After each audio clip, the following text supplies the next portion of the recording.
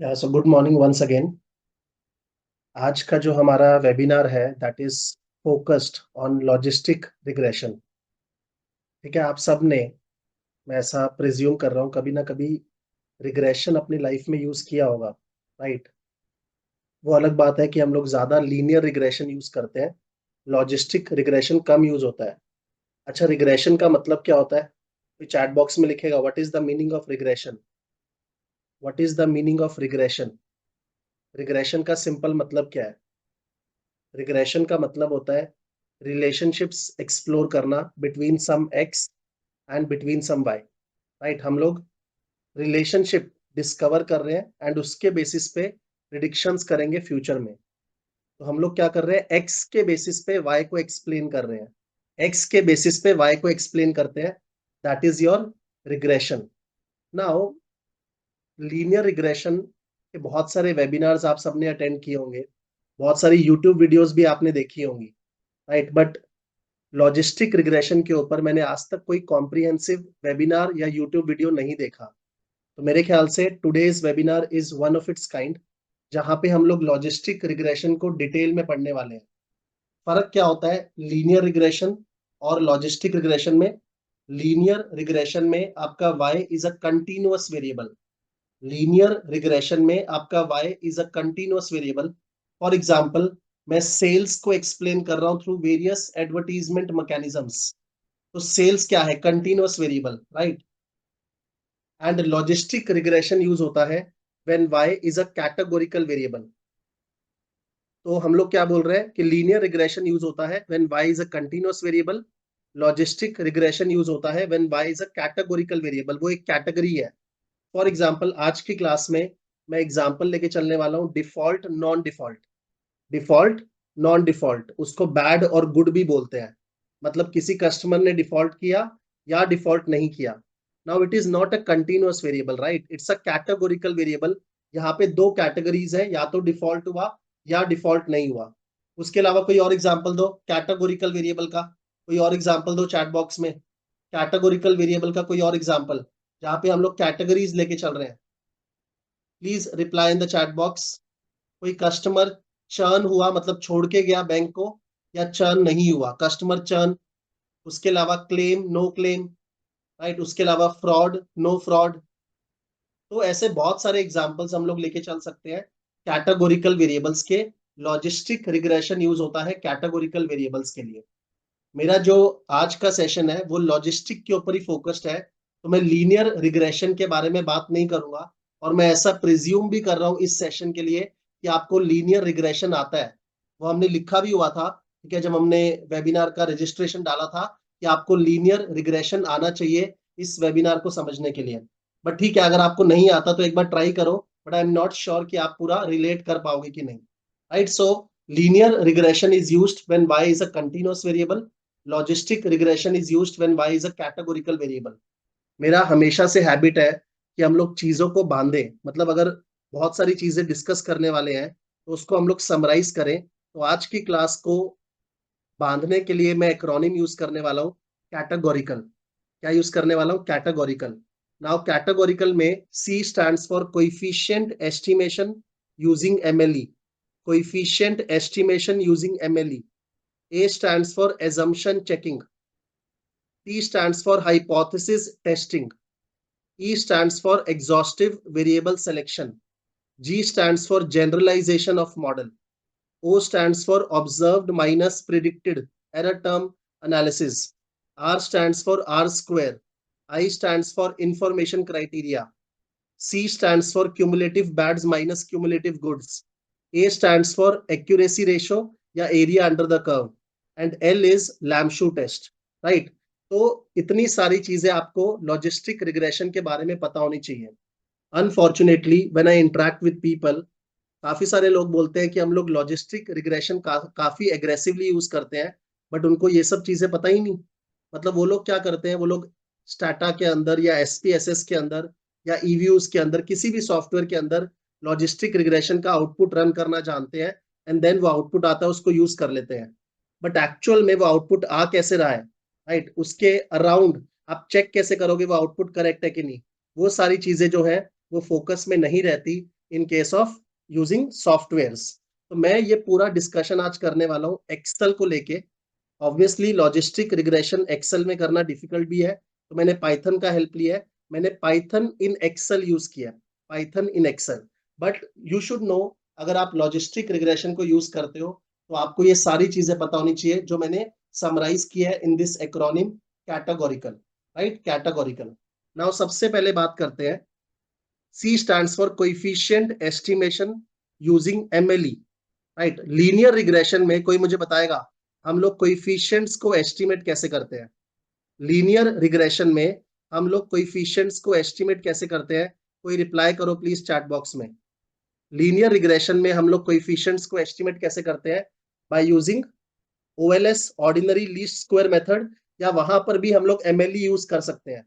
वो अलग बात है कि MLE और OLS से आंसर सेम आता है। लीनियर रिग्रेशन में हम लोगों को जो बीटा कोएफिशिएंट्स निकालने हैं उसके लिए हम लोग OLS यूज करते हैं या MLE यूज कर सकते हैं। लॉजिस्टिक रिग्रेशन में अगर मुझे कोएफिशिएंट्स को एस्टिमेट करना है, I can only use MLE, which is maximum likelihood estimation, maximum likelihood estimation. Now आपको यहाँ पे दिख रहा होगा, मैं सबसे पहला पॉइंट डिस्कस कर रहा हूँ which is coefficient estimation, right. यहाँ पर मैंने कुछ डेटा लिया है, वो डेटा में आपको ब्यूरो स्कोर दिख रहा है, उसके अलावा number of court judgments, loan to value ratio, ठीक है, maximum arrears in the last 12 months. Basically मैं एक लोन का डेटा लेके चल रहा हूँ, मैं देख रहा हूँ कि कस्टमर का बिहेवियर कैसा है, राइट, कस्टमर का बिहेवियर कैसा रहा है, और उसके बेसिस पे क्या वो आगे जाके डिफॉल्ट किया या डिफॉल्ट नहीं किया। तो basically this is a credit risk data, जहां पर हमारा जो आउटकम वेरिएबल है वो है डिफॉल्ट, नॉन डिफॉल्ट, एंड हम लोग डिफॉल्ट नॉन डिफॉल्ट को एक्सप्लेन कर रहे हैं with borrower attributes as well as borrower behaviour. तो हम लोग बोरोवर एट्रीब्यूट्स में उसका ब्यूरो स्कोर ले रहे हैं, क्रेडिट स्कोर कस्टमर का। उसके अलावा हम ले रहे हैं नंबर ऑफ कोर्ट जजमेंट्स, उस कस्टमर के ऊपर कितना कोर्ट जजमेंट्स आज तक हुआ है। कोर्ट जजमेंट्स कब होता है? जब वो डिले करता है पेमेंट में। उसके अलावा लोन टू वैल्यू रेशो क्या है? लोन टू वैल्यू रेशो, कितना मैक्सिमम अरियर्स हुआ है इन द लास्ट 12 मंथ्स, मतलब कितना टाइम आपने कंटिन्यूअसली पेमेंट नहीं किया इन the last 12 months. Maximum arrears balance in the last 6 months, average balance in the last 6 months. Credit card में आपका यूटिलाइजेशन रेशो कितना है, मतलब आप क्रेडिट कार्ड कितना यूटिलाइज करते हो ऑन एन एवरेज। आपका एनुअल इनकम क्या है, आपका एम्प्लॉयमेंट लेंथ क्या है, आप कितने साल से एम्प्लॉयमेंट में हो, राइट। उसके अलावा आप लास्ट क्रेडिट कार्ड पे डेलिंक्वेंट कब हुए थे। फॉर एग्जाम्पल मेरे पास ये पर्सनल लोन का डेटा है, तो मैं उसका क्रेडिट कार्ड का बिहेवियर चेक कर रहा हूँ और उसके बेसिस पे एक्सप्लेन करूंगा कि क्या वो पर्सनल लोन पे डिफॉल्ट करेगा या डिफॉल्ट नहीं करेगा। और मेरे पास ये हिस्टोरिकल डेटा है, मतलब जो कस्टमर्स को मैंने 2013 में, 2014 में, 2015 में लोन्स दिए थे, तो मेरे को ये भी पता है वो कस्टमर डिफॉल्ट किया है या डिफॉल्ट नहीं किया। So I have this particular data, आपको यहाँ पे दिख रहा होगा सी कॉलम से लेकर एम कॉलम तक मेरे पास क्या है? क्रेडिट रिस्क का डेटा है, जहां पर मेरा आउटकम वेरिएबल है कि एक कस्टमर डिफॉल्ट करता है या डिफॉल्ट नहीं करता, एंड मैं उसको एक्सप्लेन कर रहा हूं with some borrower attributes as well as some borrower behavioural variables. Borrower का बिहेवियर देख रहा हूं कि लास्ट 6 महीनों में उसका मैक्सिमम अरियर्स कितना हुआ या मैक्सिमम अरियर्स बैलेंस कितना हुआ, एंड उसके बेसिस पे देखूंगा कि आगे जाके क्या वो डिफॉल्ट किया है इस लोन पे, राइट। तो I am taking some customer attributes as well as customer behavior to explain the default that can take place in future, right। obviously ये historical data है, historical data में तो आपको पता है कि डिफॉल्ट किया है कि नहीं किया, बट जब मेरा मॉडल बन जाएगा, जब मैं रिलेशनशिप एस्टैब्लिश कर लूंगा between default and these variables, वो रिलेशनशिप को यूज करके आज के लोन्स पे जब मैं अप्लाई करूंगा तो मुझे प्रोबेबिलिटीज मिलेगा एक कस्टमर के डिफॉल्ट करने का फ्यूचर में, राइट। तो हम लोग जो मॉडल डेवलप करते हैं वो हिस्टोरिकल डेटा पे करते हैं। वहां पे आपको एक्स पता है, वहां पे आपको वाई पता है, वाई मतलब डिफॉल्ट हुआ है या नहीं हुआ है। जब मैं उसको अप्लाई करूंगा तो वो आज के डेटा पे करूंगा, वहां मुझे एक्स पता है बट मुझे वाई को फोरकास्ट करना है, मतलब मुझे यहाँ पे प्रोबेबिलिटीज ऑफ डिफॉल्ट निकालना है कि एक कस्टमर का चांस ऑफ डिफॉल्ट क्या है। अकॉर्डिंगली मैं उसको अपने बिजनेस में डिसीजंस के लिए यूज करूंगा। अगर एक कस्टमर का चांस ऑफ डिफॉल्ट हाई है तो मैं उसको लोन नहीं दूंगा, अगर एक कस्टमर का चांस ऑफ डिफॉल्ट लो है तो मैं उसको लोन दूंगा, राइट। तो मैं इस तरह के डिसीजंस ले सकता हूं by building this kind of model. तो यहाँ पर मेरा जो y है it's a categorical variable, default, non default, और मेरे पास बहुत सारे एक्स है जिसमें बोरोवर के एट्रीब्यूट्स है प्लस बोरोवर के बिहेवियरल वेरिएबल्स है, उसके बेसिस पे मैं वाई को एक्सप्लेन करना चाहता हूँ। तो सबसे पहला मेरा टास्क क्या है, मुझे पैरामीटर्स को एस्टिमेट करना है using maximum likelihood estimation. Obviously मैं वापस से बोल रहा हूँ कि यहाँ पे मैं एज्यूम कर रहा हूँ कि आपको रिग्रेशन समझ में आता है, आपको लीनियर रिग्रेशन समझ में आता है। ये सेशन आपका डेडिकेटेड है टुवर्ड्स लॉजिस्टिक रिग्रेशन। तो पैरामीटर्स क्या होते हैं, कोएफिशिएंट्स क्या होते हैं, रिग्रेशन क्या होता है, वो सब पे मैं ज्यादा डिग नहीं कर पा रहा, अदरवाइज ये सेशन आपका 4-5 घंटे चलेगा, राइट। तो मैं यहाँ पे फोकस कर रहा हूँ लॉजिस्टिक के ऊपर। तो मुझे क्या करना है, सबसे पहले पैरामीटर्स को एस्टिमेट करना है। उसके लिए टेक्निक कौन सा यूज करेंगे, मैक्सिमम लाइक्लीहुड एस्टिमेशन। बेसिकली हम लोग क्या करते हैं, हम लोग इस तरह का एक इक्वेशन यूज करेंगे, क्या, y hat is equal to beta 0 plus beta 1 x1 plus beta 2 x2 plus beta 3 x3 plus beta 4 x4 plus beta 5 x5। मेरे पास y है लेफ्ट हैंड साइड पे, एंड राइट हैंड साइड में मैं relationship establish कर रहा हूं y का x के साथ, राइट। तो बचपन में आपने इक्वेशंस देखा होगा, y is equal to 2 plus 3 x1 plus 5 x2, y is equal to 2 plus 3 x1 plus 5 x2। इस तरह का इक्वेशंस आपने देखा था ना। तो वहां पे वो 2 कैसे आ रहा है, वो 3 x1 में 3 कैसे आ रहा है, वो 5 x2 में 5 कैसे आ रहा है। तो उसी को बोलते हैं कोएफिशिएंट्स को एस्टिमेट करना। जो आप रिलेशनशिप क्वांटिफाई कर रहे हो कि y is equal to 2 plus 3 into some x1 plus 5 into some x2। तो बात चल रही है वो 2 कैसे आएगा, वो 3 कैसे आया होगा, और वो 5 कैसे आया होगा। तो वो हमें हिस्टोरिकल डेटा को देख के रिलेशनशिप को एस्टैब्लिश करना है, उसी को बोलते हैं कोएफिशिएंट। वो कोएफिशिएंट्स को हम लोग एस्टिमेट करेंगे यूजिंग एमएलई। तो मैं क्या करूंगा, सबसे पहले I start with some initial values. मैं कुछ सीड वैल्यूज लेके चलूंगा। ये सारे मेरे क्या है, बीटा कोएफिशिएंट्स। तो आपको यहाँ पे दिख रहा होगा मेरे पास कितने वेरिएबल है, मेरे पास 10 वेरिएबल्स हैं। तो मेरे पास 11 कोएफिशिएंट्स हैं। 10 वेरिएबल है तो 11 कोएफिशिएंट्स है। क्यों, बिकॉज 10 वेरिएबल्स के लिए 10 कोएफिशिएंट प्लस जो मैंने बोला ना 2 प्लस 3 x1 प्लस 5 x2, वो जो 2 है उसको बोलते हैं इंटरसेप्ट, उसको बोलते हैं इंटरसेप्ट। तो मेरे पास 11 कोएफिशिएंट्स हो गए। सबसे पहले मैं क्या करूंगा, ये कोएफिशिएंट्स का कुछ सीड वैल्यूज लेके चलूंगा, कुछ इनिशियल वैल्यूज लेके चलूंगा मन से। उसके बेसिस पे मैं वाई हैट निकालूंगा। वाई हैट कैसे निकालते हैं, simple, beta 0 plus beta 1 x1 plus beta 2 x2 plus beta 3 x3 plus beta 4 x4 dot dot dot beta 10 x10। तो वो मैंने एक्सेल में किया है by using this sum product function. Again आज की क्लास में मैं एक्सेल के फंक्शंस के ऊपर ज्यादा डिग नहीं कर पाऊंगा, मैं कॉन्सेप्ट के ऊपर डिस्कस करने वाला हूं। बट ये एक्सेल शीट जो लोग भी एक्सेस करेंगे वो लोग बाद में जाके उन फॉर्मूलाज को देख सकते हैं, राइट। तो आप सबसे पहले वाई हैट निकालोगे, which is simply beta 0 plus beta 1 x1 plus beta 2 x2 plus beta 3 x3 plus beta 4 x4 plus beta 10 x10। जिसको कंटेक्स्ट समझ में ना आए वो याद रखना, बचपन में 7th क्लास में 8th क्लास में इक्वेशंस करते थे, y is equal to 2 plus 3 x1 plus 5 x2। वो 2, 3 और 5 का बात हो रहा है। तो मैं बोल रहा हूँ कुछ मन से वैल्यूज लेके चलो उसकी, और उसके बेसिस पे वाई हैट निकाल लो। नाउ लॉजिस्टिक रिग्रेशन में ये जो आपका वाई हैट है ना, y hat, it is interpreted as log of odds. इसको हम लोग इंटरप्रेट करते हैं एज लॉग ऑफ ऑड्स। कैसे इंटरप्रेट करते हैं, लॉग ऑफ ऑड्स। ऑड्स का मतलब क्या होता है, बहुत सिंपल चीजें हैं, देखो। Odds is equal to probability by 1 minus probability.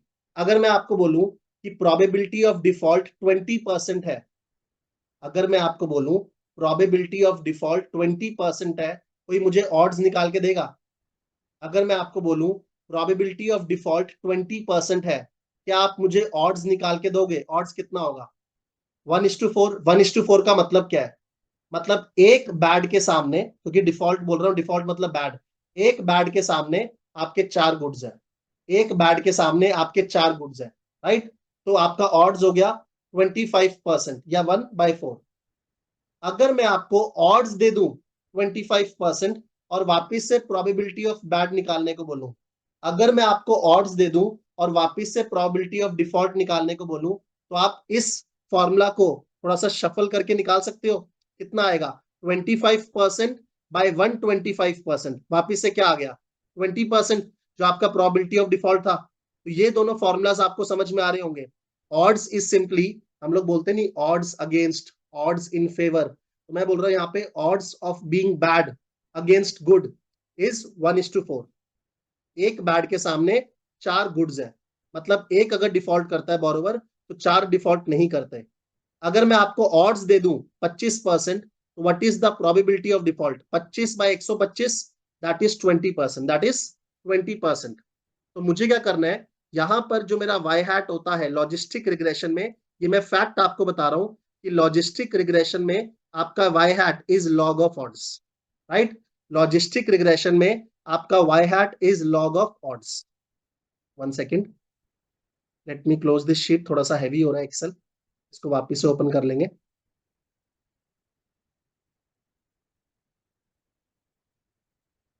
ठीक है, मैं एक बार क्लोज कर रहा हूं। तो आप सबको ऑड्स और प्रोबेबिलिटी के बारे में पता लग गया, ऑड्स और प्रोबेबिलिटी। 1 सेकेंड, लेट मी ओपन 1 सेकेंड। ठीक है, बिकॉज एक्सेल में ये सब चीजें होनी नहीं चाहिए, एक्सेल इतना हैवी डेटा हैंडल नहीं कर पाता, बट कंसेप्ट अपने को एक्सेल में ही समझ में आएगा, इसलिए अपने एक्सेल में कर रहे हैं। तो आई एम री opening the sheet. In the mean time you just absorb this equation, odds is equal to probability by 1 minus probability and probability is equal to odds by 1 plus odds। मैंने क्या बोला, logistic regression में जो मेरा y hat निकलता है that is log of odds। Logistic regression में मेरा y hat is log of odds। Let me come back to that sheet. ठीक है, यहां पर एक काम करते हैं, मैं अभी एक बार कैलकुलेशंस को मैनुअल कर देता हूं ताकि शीट मेरा लाइट रहे।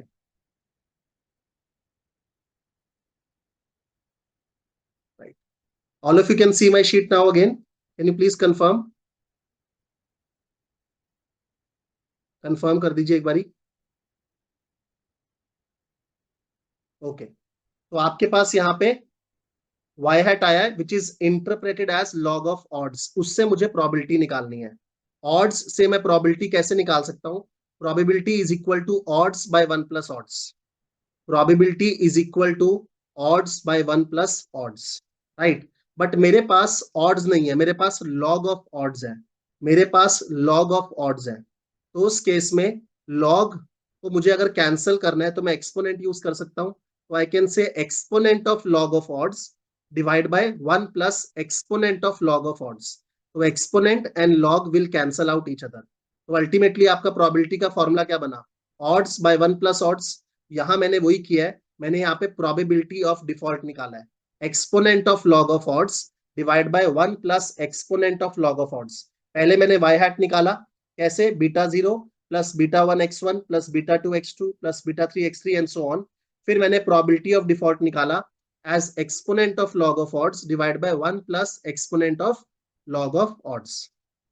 नाउ आपको दिख रहा है यहाँ पे जो प्रोबेबिलिटीज आ रही है उसका रेंज इज बिटवीन 0 to 1, उसका रेंज इज बिटवीन 0 to 1। और वाई हैट रिग्रेशन में जो y होता है उसका रेंज क्या होता है? बताओ प्लीज, रिग्रेशन में जो y होता है उसका रेंज क्या होता है? रेंज ऑफ वैल्यूज क्या होता है रिग्रेशन में जो y आता है हमारा? -∞ टू +∞। एक्सीलेंट। यहां पर जो y हैट है उसका रेंज इज -∞ टू +∞। बट मुझे क्या चाहिए? मुझे अपने मॉडल में प्रोबेबिलिटीज ऑफ डिफॉल्ट चाहिए। तो प्रोबेबिलिटीज ऑफ डिफॉल्ट का range is 0 to 1, right. Now यहां पर अगर आपने कुछ सीड वैल्यूज ली हैं, कुछ इनिशियल वैल्यूज ली हैं, उसके बेसिस पे जो आपका प्रोबेबिलिटीज आया वो करेक्ट नहीं है, राइट। आपको ये प्रोबेबिलिटीज को सॉल्व करना होगा by solving these coefficients. Coefficient estimation हमने जो बात किया, हमें कोएफिशिएंट को एस्टिमेट करना होगा। हमने शुरू में सिर्फ क्या लिया? कुछ इनिशियल वैल्यूज लिया है, सीड वैल्यूज लिया है, उसको हमें सॉल्व करना होगा। वो सॉल्व कैसे करेंगे? By using MLE technique, maximum likelihood estimation. MLE technique में हम लोग क्या बोलते हैं? हम लोगों को कोएफिशिएंट्स इस तरीके से सॉल्व करना है such that the joint likelihood of observing the data is maximised. हम लोगों को कोएफिशिएंट्स इस तरीके से एस्टिमेट करना है such that the joint likelihood of observing the data is maximised. Sir बहुत हैवी टर्म्स बोल रहे हो, सिंपल टर्म है, joint likelihood of observing the data is maximised. Maximum likelihood estimation, likelihood को मैक्सिमाइज करो, राइट। तो सबसे पहले हमें लाइक्लीहुड निकालना होगा। मुझे बताओ, अगर आपका एक्चुअल डिफॉल्ट स्टेटस जो कि आपको डेटा में दिख रहा है, अगर एक्चुअल डिफॉल्ट स्टेटस आपका 1 है, तो आप प्रोबेबिलिटी ऑफ डिफॉल्ट को इंक्रीज करना चाहोगे या रिड्यूस करना चाहोगे? अगर आपका एक्चुअल डिफॉल्ट स्टेटस 1 है, तो आप प्रोबेबिलिटी ऑफ डिफॉल्ट को इंक्रीज करना चाहोगे या रिड्यूस करना चाहोगे? इंक्रीज करना चाहूंगा टूवर्ड्स 1। अगर मेरा एक्चुअल डिफॉल्ट स्टेटस 0 है, तो प्रोबेबिलिटी ऑफ डिफॉल्ट को मैं रिड्यूस करना चाहूंगा या इंक्रीज करना चाहूंगा? अगर एक्चुअल डिफॉल्ट स्टेटस 0 है, तो प्रोबेबिलिटी ऑफ डिफॉल्ट को मैं रिड्यूस करना चाहूंगा टूवर्ड 0। इसका मतलब मैं क्या बोल रहा हूं, मुझे लाइक्लीहुड निकालना है ऑफ ऑब्जर्विंग द डेटा। तो डेटा में अगर मुझे डिफॉल्ट दिख रहा है, तो मुझे इस प्रोबेबिलिटीज को मैक्सिमाइज करना है। डेटा में मुझे अगर डिफॉल्ट नहीं दिख रहा, तो मुझे प्रोबेबिलिटीज को मिनिमाइज करना है। बट टेक्निक का नाम क्या है? MLE, maximum likelihood estimation. सब कुछ मैक्सिमम की टर्म में बोलो। तो कहना है इससे, अगर मेरे डेटा में एक्चुअल में डिफॉल्ट है, तो मुझे प्रोबेबिलिटीज को मैक्सिमाइज करना है। अगर डिफॉल्ट नहीं है, तो प्रोबेबिलिटी को मिनिमाइज करना है, या उल्टा बोलूं 1 माइनस प्रोबेबिलिटी को मैक्सिमाइज करना है। बोल सकता हूं कि नहीं? अगर एक्चुअल डिफॉल्ट स्टेटस 1 है, तो प्रोबेबिलिटी को मैक्सिमाइज कर दो एज इट इज। अगर एक्चुअल डिफॉल्ट स्टेटस 0 है, तो मैं प्रोबेबिलिटीज को मिनिमाइज करना चाहता हूं, बट मुझे लिखना सब कुछ मैक्सिमम की टर्म में है। मैथमेटिकल फंक्शन है, राइट, MLE। तो उस केस में कहना है इससे 1 माइनस प्रोबेबिलिटी को मैक्सिमाइज कर दो। यस। तो यहां मैंने लाइक्लीहुड निकाला है। अगर एक्चुअल डिफॉल्ट स्टेटस 1 है, तो एज इट इज प्रोबेबिलिटी को मैक्सिमाइज कर दो। अगर एक्चुअल डिफॉल्ट स्टेटस 1 नहीं है, इफ फंक्शन मैंने यूज किया है, तो मुझे प्रोबेबिलिटी को मिनिमाइज करना है। बट अगर मुझे सब कुछ मैक्सिमम के टर्म में लिखना है, तो मैं बोल रहा हूं मुझे 1 माइनस प्रोबेबिलिटी को मैक्सिमाइज करना है। प्रोबेबिलिटी को मिनिमाइज करना या 1 माइनस प्रोबेबिलिटी को मैक्सिमाइज करना एक ही बात है, राइट। तो इस बेसिस पे मेरा लाइक्लीहुड आ जाएगा of observing the data. Likelihood आ जाएगा of observing the data, right. Now आपको पैरामीटर्स इस तरीके से सॉल्व करना है such that the joint likelihood of observing the data is maximized. What is joint probability? Joint probability is the product of individual probabilities.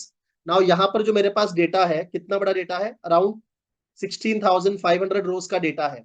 उसमें अगर मैं ये सारे लाइक्लीहुड्स को मल्टीप्लाई करूंगा, because joint likelihood is the product of individual likelihood, तो बहुत छोटा नंबर आएगा बिकॉज डेसिमल्स में है, तो उसको सॉल्व करना डिफिकल्ट है।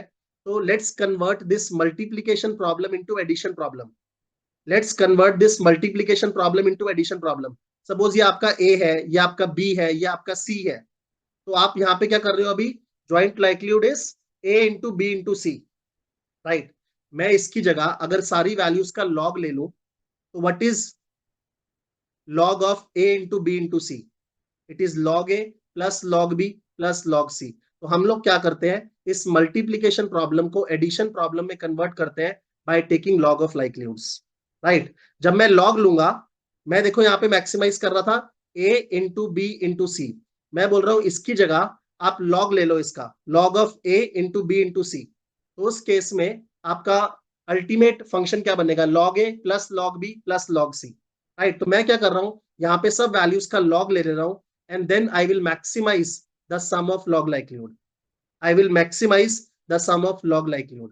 तो मुझे इस तरीके से कोएफिशिएंट्स को सॉल्व करना है such that the sum of log likelihood is maximised. Simple, the sum of log likelihood is maximised. तो मैं क्या करूंगा, मैं डेटा में जाऊंगा, सॉल्वर में जाऊंगा, एक्सेल में ऑप्टिमाइजेशन टूल बॉक्स है आपका सॉल्वर, वहां पे आपका ऑब्जेक्टिव सेल क्या है? आपको log likelihood के सम को मैक्सिमाइज करना है। किसको चेंज करके? ये सारे कोएफिशिएंट्स को चेंज करके जब आप सॉल्व करोगे, तो आपका फाइनल आउटपुट आ जाएगा। यहां मैंने आपको फाइनल आउटपुट ही शो किया हुआ है, बिकॉज मैं सॉल्व करने लगूंगा, साथ में जूम भी चल रहा है, तो एक्सेल क्रैश कर जाएगा। बट आपको स्टेप्स समझ में आने चाहिए। सबसे पहले मैं एक नॉर्मल रिग्रेशन रन कर रहा हूँ। जब मैं रिग्रेशन रन कर रहा हूँ, मेरे पास y हैट आ रहा है जिसका रेंज इज -∞ टू +∞। जबकि मुझे क्या चाहिए? मेरे पास कैटेगोरिकल वेरिएबल है, कोई भी कैटेगोरिकल वेरिएबल हो, फ्रॉड नॉन फ्रॉड, मुझे प्रोबेबिलिटी ऑफ फ्रॉड चाहिए ना, कि व्हाट इज द प्रोबेबिलिटी कि ये ट्रांजैक्शन फ्रॉडुलेंट होगी। यहां पर मुझे क्या चाहिए? What is the probability of default. मुझे कोई range of values between -∞ to +∞ से मतलब ही नहीं है। तो हम लोग क्या कर रहे हैं, हम लोग इस y हैट को कन्वर्ट कर रहे हैं इनटू प्रोबेबिलिटी ऑफ डिफॉल्ट। उसका लॉजिक मैंने आपको क्या दिया, ये y हैट आपका लॉग ऑफ ऑड्स है, राइट।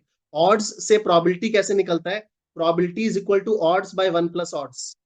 लेकिन मेरे पास सिंस लॉग ऑफ ऑड्स है तो उसको कैंसिल करने के लिए मैंने एक्सपोनेंट भी लगा दिया। Exponent of log of odds divide by 1 plus exponent of log of odds, इसको बोलते हैं सिग्मॉइड फंक्शन। क्या बोलते हैं, सिग्मॉइड फंक्शन। इससे मुझे क्या मिला, मुझे प्रोबेबिलिटी ऑफ डिफॉल्ट मिला, right. Now I have to solve these parameters such that the joint likelihood of observing the data is maximised. तो उसके लिए पहले मुझे क्या निकालना होगा, लाइक्लीहुड निकालना होगा। तो लाइक्लीहुड मैं कैसे निकाल रहा हूं, मैं बोल रहा हूं अगर एक्चुअल आपका डिफॉल्ट स्टेटस 1 है तो आप प्रोबेबिलिटीज को मैक्सिमाइज करना चाहते हो। अगर आपका एक्चुअल डिफॉल्ट स्टेटस 0 है तो आप प्रोबेबिलिटीज को मिनिमाइज करना चाहते हो। But you want to write everything in terms of maximum, क्योंकि टेक्निक का नाम ही है मैक्सिमम लाइक्लीहुड एस्टिमेशन। तो मैं यहाँ पे लाइक्लीहुड निकाल रहा हूं, अगर एक्चुअल डिफॉल्ट स्टेटस 1 है तो एज इट इज प्रोबेबिलिटीज को मैक्सिमाइज करूंगा, वरना प्रोबेबिलिटीज को मिनिमाइज करूंगा, या उल्टा बोलूं 1 माइनस प्रोबेबिलिटी को मैक्सिमाइज करूंगा, राइट। मेरे पास लाइक्लीहुड आ गया। नाउ ज्वाइंट लाइक्लीहुड को मैक्सिमाइज करना है, बिकॉज मैं एक ऑब्जर्वेशन के लाइक्लीहुड को थोड़ा मैक्सिमाइज करूंगा, सारे ऑब्जर्वेशंस को कंसिडर करूंगा ना, पूरे डेटा सेट को कंसिडर करूंगा। So joint likelihood is the product of individual likelihoods. अब इन सब का प्रोडक्ट अगर आप लोगे लो ले सकते हो तो बहुत छोटा नंबर आएगा, बिकॉज सब डेसिमल्स में है। तो ऐसा करते हैं, हम लोग इस प्रॉब्लम को कन्वर्ट कर देते हैं इनटू एडिशन प्रॉब्लम। तो मैं उसके लिए क्या करूंगा, लॉग ले लूंगा। अगर मैं ABC a into B into c को मैक्सिमाइज कर रहा हूं, या मैं log of a into B into c को मैक्सिमाइज कर रहा हूं, दोनों में सॉल्यूशन सेम ही आता है, right. Because log transformation is a monotonic transformation, right. जहां पे आपका x हाईएस्ट होगा वहीं पे आपका log ऑफ x भी हाईएस्ट होगा। अगर आपका x 1 to 10 है तो log ऑफ 1 to 10 में log ऑफ 10 हाईएस्ट ही होता है। तो अगर मोनोटोनिक ट्रांसफॉर्मेशन है तो या तो आप a into B into c को मैक्सिमाइज करो, या आप log of a into B into c को मैक्सिमाइज करो, फर्क नहीं पड़ता। तो अगर मैं log of a into B into c ले लूंगा तो उससे क्या बनेगा, log a plus log b plus log c। तो मेरा मल्टीप्लीकेशन प्रॉब्लम एक एडिशन प्रॉब्लम में कन्वर्ट हो जाएगा। तो हम लोग लॉग लगा ले रहे हैं एंड देन उनका सम ले लेंगे। या तो मैं एज इट इज लाइक्लीहुड लेता और उसका प्रोडक्ट लेता, या मैं लॉग ले रहा हूं और उसका सम लूंगा, that is called sum of log likelihood. मुझे कोएफिशिएंट्स को इस तरीके से सॉल्व करना है such that the sum of log likelihood is maximised, right. This is my task, वो मैंने यहाँ पे कर दिया। नाउ एक और चीज, जो क्रेडिट मैनेजर्स होते हैं ना बैंक में, उनको प्रोबेबिलिटीज ऑफ डिफॉल्ट समझ में नहीं आता, उनको प्रोबेबिलिटी समझ में नहीं आती। उनको क्या समझ में आता है, उनको क्रेडिट स्कोर्स समझ में आते हैं। तो यहाँ पर देखो एक्चुअल डिफॉल्ट स्टेटस 0 है तो प्रोबेबिलिटी ऑफ डिफॉल्ट भी लो आया मेरे मॉडल ने जो दिया। यहाँ एक्चुअल डिफॉल्ट स्टेटस 1 है तो प्रोबेबिलिटी ऑफ डिफॉल्ट भी हाई आया, राइट। और देखते हैं, यहाँ पे आपका एक्चुअल डिफॉल्ट स्टेटस 1 है तो प्रोबेबिलिटी ऑफ डिफॉल्ट थोड़ा हाई आया 2.9%। इसका मतलब मेरा मॉडल कुछ तो काम कर रहा है। बट फिर भी क्रेडिट मैनेजर्स को ये प्रोबेबिलिटी ऑफ डिफॉल्ट समझ में नहीं आता, उनको क्रेडिट स्कोर समझ में आते हैं। तो हम लोग ये प्रोबेबिलिटी ऑफ डिफॉल्ट को क्रेडिट स्कोर्स में कन्वर्ट कर सकते हैं। नाउ क्रेडिट स्कोर्स का रेंज क्या होता है, आपने आज तक देखा होगा सिबिल स्कोर, फाइको स्कोर, उसका रेंज ऑफ वैल्यूज क्या होता है, रिप्लाई करो प्लीज।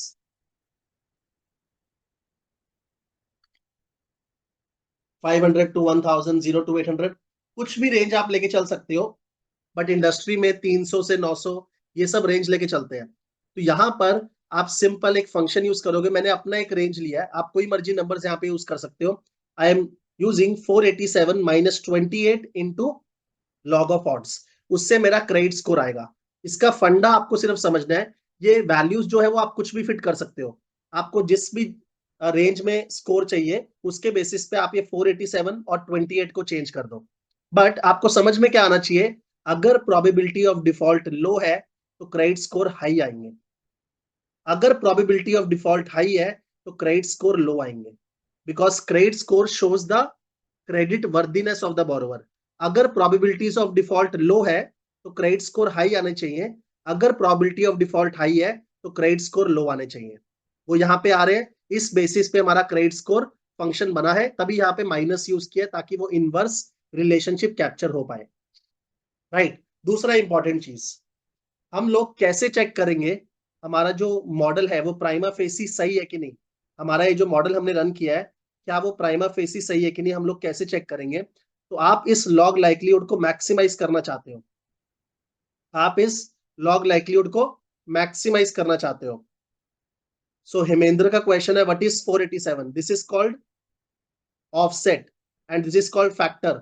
मतलब आप कहां से स्टार्ट करना चाहते हो, आपका मीडियन वैल्यू क्या है, एक तरह से वो मान लो जो भी आप स्कोर बैंड यूज कर रहे हो उसका मीडियन वैल्यू क्या है, राइट। अगेन मैंने बोला कि आप ये दोनों नंबर्स अपने मन से चूज कर सकते हो, उसके बेसिस पे आपका जो रेंज ऑफ स्कोर्स है वो अलग आएगा। नाउ मैं आपको बोल रहा था कि हम लोग प्राइमा फेसी कैसे चेक करेंगे कि मेरा जो मॉडल है वो सही है कि नहीं। तो यहाँ पर मेरा लॉग लाइक्लीहुड आया -2024। मैं इस लॉग लाइक्लीहुड को मैक्सिमाइज करना चाहता हूँ, राइट। एक काम करते हैं, एक नल मॉडल लेके चलते हैं। इसको मैंने क्या बोला, प्रपोज्ड मॉडल या फुल मॉडल। मतलब जहां पे मैंने सारे प्रिडिक्टर्स को कंसिडर किया है, तब मेरा लॉग लाइक्लीहुड कितना आ रहा है, -2024। Let's consider a null model. Null model मतलब जिसमें मेरे पास कोई प्रिडिक्टर ही नहीं है, मेरे पास सिर्फ क्या है, इंटरसेप्ट। सिर्फ इंटरसेप्ट है, कोई प्रिडिक्टर नहीं है। मुझे बताओ, एक चीज बताओ, अगर आपके पास कोई प्रिडिक्टर नहीं है, what is the best guess? अगर आपके पास कोई प्रिडिक्टर नहीं है, what is the best guess of your probability of default? अगर आपके पास कोई प्रिडिक्टर नहीं है, what is the best guess of probability of default? तो मैं कैलकुलेशन ऑप्शंस को ऑटोमेटिक कर रहा हूं ताकि ये कैलकुलेशंस आपकी रिफ्रेश हो जाए। ओके, एवरेज, एक्सीलेंट, सब लोगों ने लॉजिकली आंसर दिया, एवरेज डिफॉल्ट रेट। मेरे डेटा में जो डिफॉल्ट स्टेटस है मैं उसका एवरेज देख लूं एक बारी। एवरेज कितना आ रहा है, 5.2%, राइट। तो जो एवरेज ऑब्जर्व्ड डिफॉल्ट रेट है आपका, उसके बेसिस पे आप इंटरसेप्ट निकाल सकते हो, उसके बेसिस पे आप इंटरसेप्ट निकाल सकते हो। मतलब अगर आपका कोई नल मॉडल है जिसमें आप कोई प्रिडिक्टर लेके ही नहीं चल रहे, सपोज मैं इस सारे के सारे प्रिडिक्टर्स को क्या कर देता हूं, ब्लैंक, तब भी मेरा इंटरसेप्ट तो है ही। तो इंटरसेप्ट का वैल्यू कितना आ रहा है, -2.88। ये -2.88 कैसा आ रहा है, it is coming based on the premise कि आपका प्रोबेबिलिटी ऑफ डिफॉल्ट कितना होगा। सारी वैल्यूज का पीडी देखो कितना है। अगर कोई मॉडल ही नहीं है तो मैं हर एक बोरोवर का अलग अलग पीडी निकाल ही नहीं पाऊंगा। सब बोरोवर का मेरा पीडी क्या आएगा, एवरेज, विच इज 5.274%। यही आप सबने बोला था। तो उस बेसिस पे ही मेरा इंटरसेप्ट निकल रहा है। इस बेसिस पे ही क्या मैं लाइक्लीहुड और लॉग लाइक्लीहुड निकाल सकता हूं? यस। तो मेरा लॉग लाइक्लीहुड कितना आ रहा है, -3418। मेरा लॉग लाइक्लीहुड कितना आ रहा है, -3418। मतलब वही पीडी मेरे पास है, लाइक्लीहुड मेरे पास है, लॉग लाइक्लीहुड मेरे पास है। नाउ यहाँ पे मैंने थोड़े कम्प्लेक्स फंक्शंस यूज किए हैं, बिकॉज आपको पता है एक्सेल में डायनामिक एरेज का कंसेप्ट आ गया। तो मैंने आपको पहले बेसिक शीट में समझा दिया कि पीडी कैसे निकलता है, वाई हैट से, सिग्मॉइड फंक्शन से, फिर लाइक्लीहुड कैसे लेते हैं, फिर लॉग लाइक्लीहुड कैसे लेते हैं, उसका सम कैसे लेते हैं। But sum of log likelihood कितना आ रहा है, -3418, -3418। और अगर मैं सारे वेरिएबल्स को कंसिडर करता हूं तो मेरा सम ऑफ लॉग लाइक्लीहुड कितना आया था, एक बार चेक करें। अगर मैं सारे वेरिएबल्स को कंसिडर करता हूं तो मेरा सम ऑफ लॉग लाइक्लीहुड कितना आया था, -2024। मुझे बताओ, नल मॉडल का लॉग लाइक्लीहुड है -3418, और आपके फुल मॉडल का जिसमें आप प्रिडिक्टर्स को कंसिडर कर रहे हो, आपका लॉग लाइक्लीहुड आ रहा है -2024। Is it intuitive or not? Is it intuitive or not कि आपका नल मॉडल का लॉग लाइक्लीहुड इतना आ रहा है और आपके फुल मॉडल का लॉग लाइक्लीहुड इतना आ रहा है? Is it intuitive or not? If yes then why? If yes then why? If yes then why? क्योंकि मुझे लॉग लाइक्लीहुड को मैक्सिमाइज करना है, राइट। इन दोनों में से बड़ा टर्म कौन सा है, इन दोनों में से बड़ा टर्म कौन सा है, log likelihood 1, which is log likelihood of full model. तो नल मॉडल में आपका लॉग लाइक्लीहुड क्या आता है, जो इंटरसेप्ट के बेसिस पे आएगा, कितना, -3418।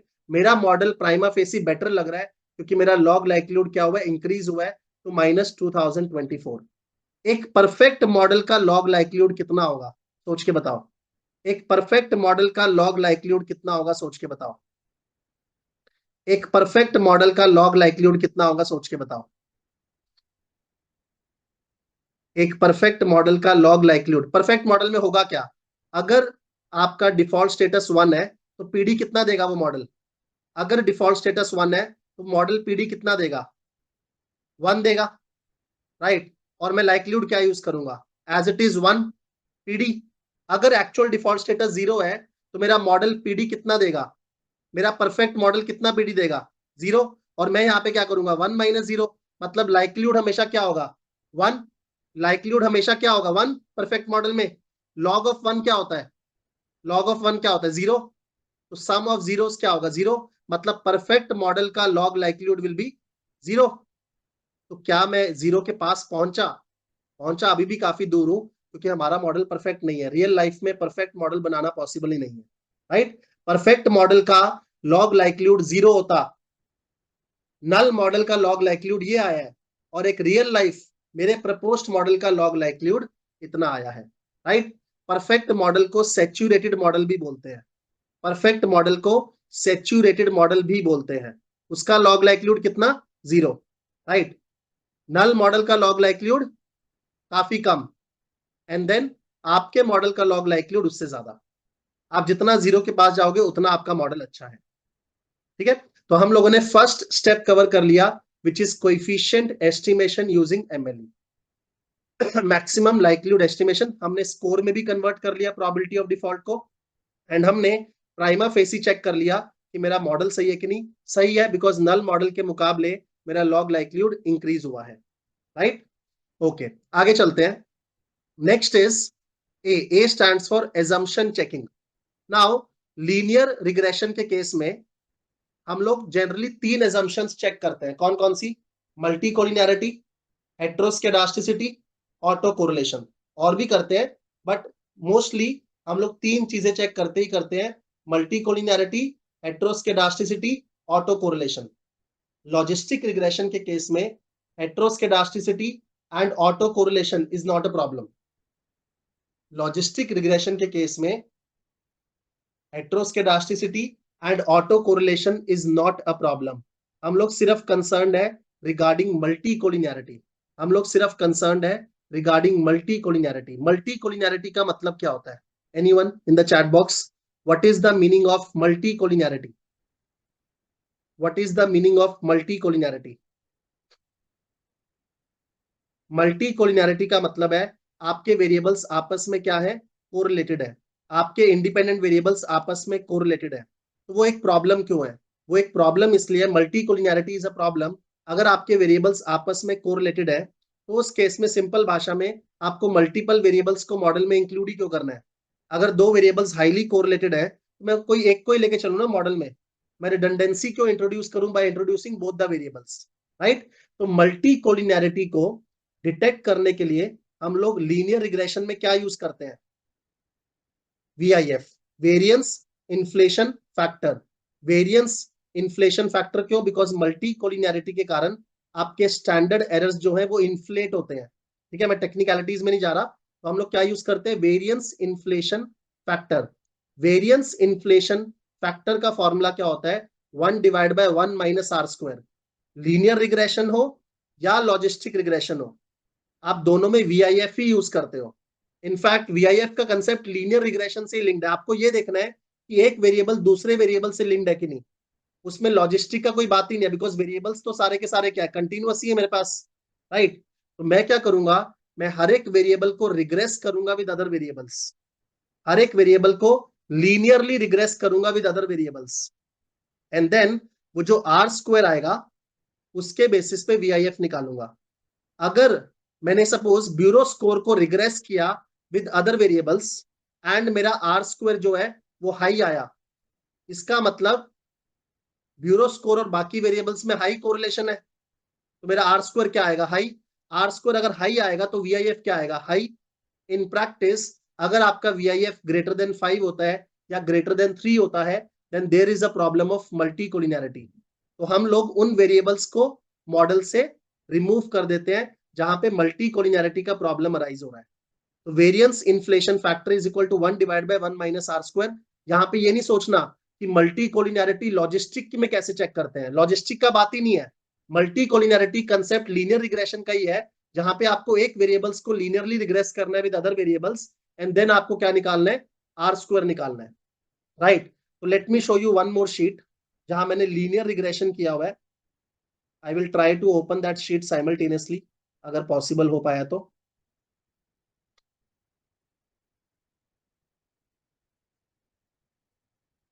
What is the threshold for VIF, generally मैंने देखा है 3 या 5, राइट। यहां पे देखो एक लीनियर रिग्रेशन का शीट में लेके चल रहा हूं। मैं क्या करूंगा, मैं ब्यूरो स्कोर को y बना रहा हूं और बाकी सबको x करूंगा। ब्यूरो स्कोर को y बना रहा हूं, बाकी सबको x करूंगा। ऑटोमेटिकली लीनियर रिग्रेशन यहाँ पे रन हो रहा है और आपको दिख रहा है आपका आर स्क्वायर कितना आ रहा है, 0.22। तो कोई मेरी हेल्प करो प्लीज, कोई मेरी हेल्प करो प्लीज। 1/1 माइनस 0.22 करके दो। 1/1 माइनस 0.22। 1/1 माइनस 0.22 कितना आता है? 1/1 माइनस 0.22। ये आर स्क्वायर क्या शो करता है? Explanatory power of the model. And this is the square of correlation, अगर सिंपल रिग्रेशन है तो ऑब्वियसली अगर आपका आर स्क्वायर हाई है, इसका मतलब आपका ब्यूरो स्कोर बाकी वेरिएबल्स के साथ हाईली कोरिलेटेड है। कितना आ रहा है? 1.28। मैंने यहाँ पर पाइथन इन एक्सेल यूज किया है, मैं उसके अंदर अभी नहीं जा रहा, ठीक है, कि पाइथन इन एक्सेल कैसे यूज करते हैं, और मेरा वही आंसर आ रहा है 1.284। 1.284। ठीक है, अब एक काम करते हैं, अब एक बार दूसरे वेरिएबल को y बनाते हैं। सपोज दिस इज x, इसको y बना रहे हैं हम, इसको y बना रहे हैं। मेरा regression output will automatically change. मैंने ऐसे टूल्स बनाए हुए हैं, these are my teaching tools, जिससे मैं चीजों को समझा सकूं। तो मेरा आर स्कोर कितना आ रहा है? 0.11। उसके बेसिस पे मेरा VIF कितना आ रहा है? 1.13। 1.13 लॉजिस्टिक रिग्रेशन के शीट में आपको दिख रहा होगा 1.13, राइट। और ये VIF निकालना इतना इजी नहीं है, मतलब एक्सेल के अंदर फॉर्मूलाज लगा के वो बहुत लूप्स रन करने पड़ेंगे। तो उस केस में मैंने पाइथन इन एक्सेल यूज किया, पाइथन का कोड यूज किया, right. I am not sure आप सबके एक्सेल में पाइथन आ गया कि नहीं, बिकॉज पाइथन अभी बीटा वर्जन में है। तो मेरे पास बीटा वर्जन का एक्सेस है, इसलिए मुझे पाइथन इन एक्सेल दिखा और वो मैंने यूज किया, राइट। ओके, जो भी है हमारे पास VIF आ गया। That will help us to detect the problem of multicollinearity. मेरे किसी भी वेरिएबल में VIF ग्रेटर देन 3 या ग्रेटर देन 5 नहीं है, तो मल्टी कोलिनैरिटी का प्रॉब्लम नहीं है इन माय मॉडल, राइट। तो लॉजिस्टिक रिग्रेशन के केस में हम लोग कंसर्न नहीं है रिगार्डिंग हेट्रोस्केडास्टिसिटी, ऑटो कोरिलेशन, तो वो होता क्या मैं उसमें भी नहीं जा रहा। हम लोग सिर्फ कंसर्न है रिगार्डिंग मल्टी कोलिनैरिटी। मल्टी कोलिनैरिटी का मतलब है आपके वेरिएबल्स जो है वो आपस में कोरिलेटेड है। अगर आपके वेरिएबल्स आपस में कोरिलेटेड है तो उस केस में आपको रिडंडेंट वेरिएबल्स को ड्रॉप कर देना चाहिए। तो तेजस का एक अच्छा क्वेश्चन आया है कि सर सिंपल कोरिलेशन चेक क्यों नहीं करते? बिकॉज सिंपल कोरिलेशन चेक एक वेरिएबल को दूसरे वेरिएबल के साथ चेक करेगा सिर्फ। क्या एक वेरिएबल को बाकी सारे वेरिएबल्स के साथ चेक करेगा? एक वेरिएबल बाकी सारे वेरिएबल्स के साथ कोरिलेटेड है, उसके लिए तो आपको रिग्रेशन ही करना पड़ेगा। कोरिलेशन सिर्फ आप दो वेरिएबल्स के बीच में चेक कर सकते हो, क्या वो आपस में कोरिलेटेड है कि नहीं। ऐसा हो सकता है कि एक वेरिएबल इंडिविजुअली दूसरे वेरिएबल्स के साथ कोरिलेटेड नहीं है, बट एक वेरिएबल साइमल्टेनियसली अगर आप सारे वेरिएबल्स को लेके चलते हो तो वो कोरिलेटेड है। इसीलिए हम लोग रिग्रेशन यूज करते हैं, that is a superior technique. और हम लोग रिग्रेशन का आर स्क्वायर निकालेंगे। Higher R square means higher correlation, और उसके बेसिस पे मेरा VIF भी क्या आएगा? हायर आएगा, राइट। Is that clear? तो मेरा C हो गया विच इज कोइफिशिएंट एस्टिमेशन, मेरा A हो गया विच इज एजम्पशन चेकिंग। तीसरा है मेरा hypothesis testing. Now linear regression के केस में मैं इंडिविजुअल वेरिएबल्स का स्टैटिस्टिकल सिग्निफिकेंस चेक करता हूं। लीनियर रिग्रेशन के केस में मैं इंडिविजुअल वेरिएबल्स का स्टैटिस्टिकल सिग्निफिकेंस चेक करता हूं बाय कंप्यूटिंग टी स्टैटिस्टिक। याद है ना सबको? टी स्टैटिस्टिक हम लोग कंप्यूट करते हैं, एंड देन हम लोग टी स्टैटिस्टिक के बेसिस पे पी वैल्यू निकालते हैं बाय यूजिंग टी डिस्ट्रीब्यूशन। इसको मैं प्रोबेबिलिटी ऑफ एरर भी बोलता हूं। पी वैल्यू को आई से probability of error.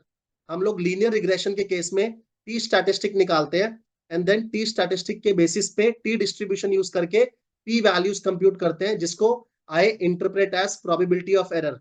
Hypothesis testing का फंडा क्या है? फंडा ये है कि आप सैंपल डेटा के ऊपर मॉडल रन कर रहे हो, तो आपके जो कोएफिशिएंट्स है क्या वो एक्चुअल में सही है कि नहीं, मुझे उस पर शक है। मैं उस शक को चेक कर रहा हूँ, ठीक है, by doing hypothesis testing. Hypothesis testing में मैं क्या करता हूँ, टी स्टैटिस्टिक निकालता हूँ, एंड देन उसके बेसिस पे पी वैल्यूज निकालूंगा। टी स्टैटिस्टिक निकालूंगा, उसके बेसिस पे पी वैल्यू। मुझे बताओ, लीनियर रिग्रेशन में आपको याद होगा, higher t statistic shows statistical significance या lower t statistic shows statistical significance? बताओ please. Higher t statistic shows statistical significance या lower t statistic shows statistical significance. T statistic का वैल्यूज अगर हाई है, अगर टी स्टैटिस्टिक का values high है तो प्रोबेबिलिटी ऑफ एरर आपका लो आता है। टी स्टैटिस्टिक अगर हाई है तो P values which is probability of error आपका लो आता है, that is the area in the tails. तो स्टैटिस्टिक अगर हाई है तो पी वैल्यूज लो आएगा, स्टैटिस्टिक अगर लो है पी वैल्यूज हाई आएगा। यहाँ पे स्टैटिस्टिक लो है, पी वैल्यू 66% आ रहा है। यहाँ स्टैटिस्टिक हाई है, पी वैल्यू ऑलमोस्ट जीरो आ रहा है, राइट। तो ये रिलेशनशिप याद रखना जिसको याद नहीं आ रहा।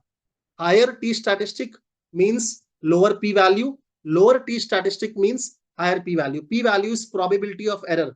मेरा प्रोबेबिलिटी ऑफ एरर अगर 5% के अंदर है, कुछ तो एरर हो गई, राइट, बट अगर मेरा प्रोबेबिलिटी ऑफ एरर 5% के अंदर है, that means my variable is statistically significant, right. बात क्या चल रही है? Hypothesis testing. हाइपोथेसिस का मतलब क्या होता है कि मुझे शक हो रहा है कि मैं सैंपल डेटा पे कोएफिशिएंट निकाला हूं तो ये कोएफिशिएंट एक्चुअल में सही है भी कि नहीं। तो उसके लिए हम लोग टी स्टैटिस्टिक निकालते हैं और पी वैल्यूज निकालते हैं। P values probability of error, lower probability of error the better it is, right. तो यहां पर भी लॉजिस्टिक रिग्रेशन के केस में मैं एक टेस्ट यूज करूंगा for individual statistical significance that is similar to t statistic, right, that is called walled statistic, that is called walled statistic। t statistic कैसे निकलता है? t statistic का फॉर्मूला होता है beta by standard error. Beta by standard error, beta आपका coefficient है और standard error, हर एक कोएफिशिएंट का आप स्टैंडर्ड एरर निकालते हो, राइट। तो बीटा बाय स्टैंडर्ड एरर से मेरा टी स्टैटिस्टिक आता है। यहां मैं थोड़ा सा एज्यूम कर रहा हूं कि आपको लीनियर रिग्रेशन के फंडेज आते हैं, तो beta divide by standard error करके आपका टी स्टैटिस्टिक निकलता है लीनियर रिग्रेशन में। यहाँ पे लॉजिस्टिक में हम लोग टी स्टैटिस्टिक नहीं यूज करते, हम लोग यूज करते हैं something called as Wald statistic. Wald statistic का फॉर्मूला क्या होता है? Beta square by standard error का स्क्वायर। मतलब टी स्टैटिस्टिक ही है लेकिन उसका स्क्वायर कर दिया, beta square by standard error का स्क्वायर। वॉल्ड स्टैटिस्टिक क्या है मेरा? Beta square by standard error का स्क्वायर। तो बीटा तो आपके पास है ही, हम लोगों ने कोएफिशिएंट एस्टिमेशन किया स्टेप 1 में। स्टैंडर्ड एरर कैसे निकाल सकता हूं? उसके लिए आपको डेटा को थोड़ा सा स्ट्रक्चर करना पड़ता है। आपका एक्स हो गया, आपका प्रोबेबिलिटीज ऑफ डिफॉल्ट हो गया, 1 माइनस प्रोबेबिलिटीज ऑफ डिफॉल्ट हो गया, एक्स ट्रांसपोज हो गया, फिर आपको मैट्रिक्स मल्टीप्लीकेशन करना पड़ेगा, वो मैट्रिक्स का इनवर्स लेना पड़ेगा, वो इनवर्स में आप जब स्क्वायर रूट लोगे तो आपके पास डायगोनल एलिमेंट्स में स्टैंडर्ड एरर आएगा। तो मैं दिखा दे रहा हूं, ऑब्वियसली इन्वॉल्विंग है उसका मैथ्स। मेरा आज का क्लास का ऑब्जेक्टिव मैथ्स दिखाना है ही नहीं, तो उस केस में मैं मैथ्स में डिग नहीं कर पाऊंगा, बट मैं आपको टेक्निक बता दे रहा हूं कि हम लोग सिंपल क्या कर रहे हैं। हम लोग x transpose into probabilities of default, या आपका एक्स ट्रांसपोज है into probabilities of default into 1 minus probabilities of default into x, उसका मैट्रिक्स इनवर्स ले रहे हैं, एंड देन जब उसका स्क्वायर रूट लेंगे तो डायगोनल एलिमेंट्स में आपके पास स्टैंडर्ड एरर आ जाएंगे। जिनको मैट्रिक्स मैथ्स आता है रिग्रेशन का, ठीक है, उनको पता होगा ये स्टैंडर्ड एरर निकालने का तरीका। यहां पर मेरे पास वही स्टैंडर्ड एरर आ रहे हैं, आप देख रहे हो 0.33, 0.06, वही मैंने यहाँ पे निकाला हुआ है 0.33, 0.06। तो मेरे पास स्टैंडर्ड एरर्स आ गए, बीटा कोएफिशिएंट मेरे पास है, स्टैंडर्ड एरर्स मेरे पास आ गए, राइट। अच्छा, बीटा कोएफिशिएंट को हमने इंटरप्रेट नहीं किया। ब्यूरो स्कोर का बीटा कोएफिशिएंट आपका पॉजिटिव आ रहा है, इसका मतलब क्या है? ब्यूरो स्कोर का बीटा कोएफिशिएंट आपका पॉजिटिव आ रहा है, इसका मतलब क्या है? एनीवन? अच्छा, बीटा ब्यूरो स्कोर का छोड़ो, एम्प्लॉयमेंट लेंथ का आपका बीटा नेगेटिव आ रहा है, इसका मतलब क्या है? एम्प्लॉयमेंट लेंथ का आपका बीटा नेगेटिव आ रहा है, उसका मतलब क्या है? Higher the employment length, lower the probabilities of default. Higher the employment length, lower the probabilities of default, right. तो वो रिलेशनशिप आपको समझ में आता है, वो मैंने एज्यूम किया था कि आपको रिग्रेशन पता है, राइट। उसमें थोड़ा सा और डिग कर सकते हैं लॉजिस्टिक का इंटरप्रिटेशन करने में, वो देखते हैं। मेरे पास बीटाज आ गए, मेरे पास स्टैंडर्ड एरर्स आ गए, क्या मैं वॉल्ड स्टैटिस्टिक निकाल सकता हूँ? यस, बीटा का स्क्वायर बाय स्टैंडर्ड एरर का स्क्वायर, तो मेरे पास वॉल्ड स्टैटिस्टिक आ जाएगा। उसके बेसिस पे मैं पी वैल्यू निकाल सकता हूँ। लीनियर रिग्रेशन में हम लोग पी वैल्यूज निकालते हैं यूजिंग पी डिस्ट्रीब्यूशन। तो आपको कोई डिस्ट्रीब्यूशन चाहिए होता है, राइट, पी वैल्यूज निकालने के लिए। वॉल्ट स्टैटिस्टिक में हम लोग कौन सा डिस्ट्रीब्यूशन यूज करेंगे? Chi square. कौन सा? Chi square. इनफैक्ट पूरे लॉजिस्टिक रिग्रेशन में आपका काई स्क्वायर डिस्ट्रीब्यूशन यूज होता है, दैट टू राइट टेल्ड। पूरे लॉजिस्टिक रिग्रेशन में हम लोग जितना भी हाइपोथेसिस टेस्टिंग करेंगे वहां काई स्क्वायर डिस्ट्रीब्यूशन यूज होता है, दैट टू राइट टेल्ड। तो मेरे पास पी वैल्यूज आ जाएगा, आप देख रहे हो मेरा पी वैल्यूज आ रहा है अलग अलग। पी वैल्यूज क्या होना चाहिए? Less than 5%। पी वैल्यूज क्या होना चाहिए? Less than 5%। मुझे बताओ किन वेरिएबल्स का पी वैल्यू ग्रेटर देन 5% है? ये तीन वेरिएबल्स का, कैन यू सी, ये तीन वेरिएबल्स का p value is greater than 5%। तीन नहीं, इनफैक्ट चार वेरिएबल्स का p value is greater than 5%। ये सारे वेरिएबल्स आपके स्टैटिस्टिकली इनसिग्निफिकेंट है। तो आइडियली मुझे चारों वेरिएबल्स को मॉडल से रिमूव कर देना चाहिए। कौन कौन सा?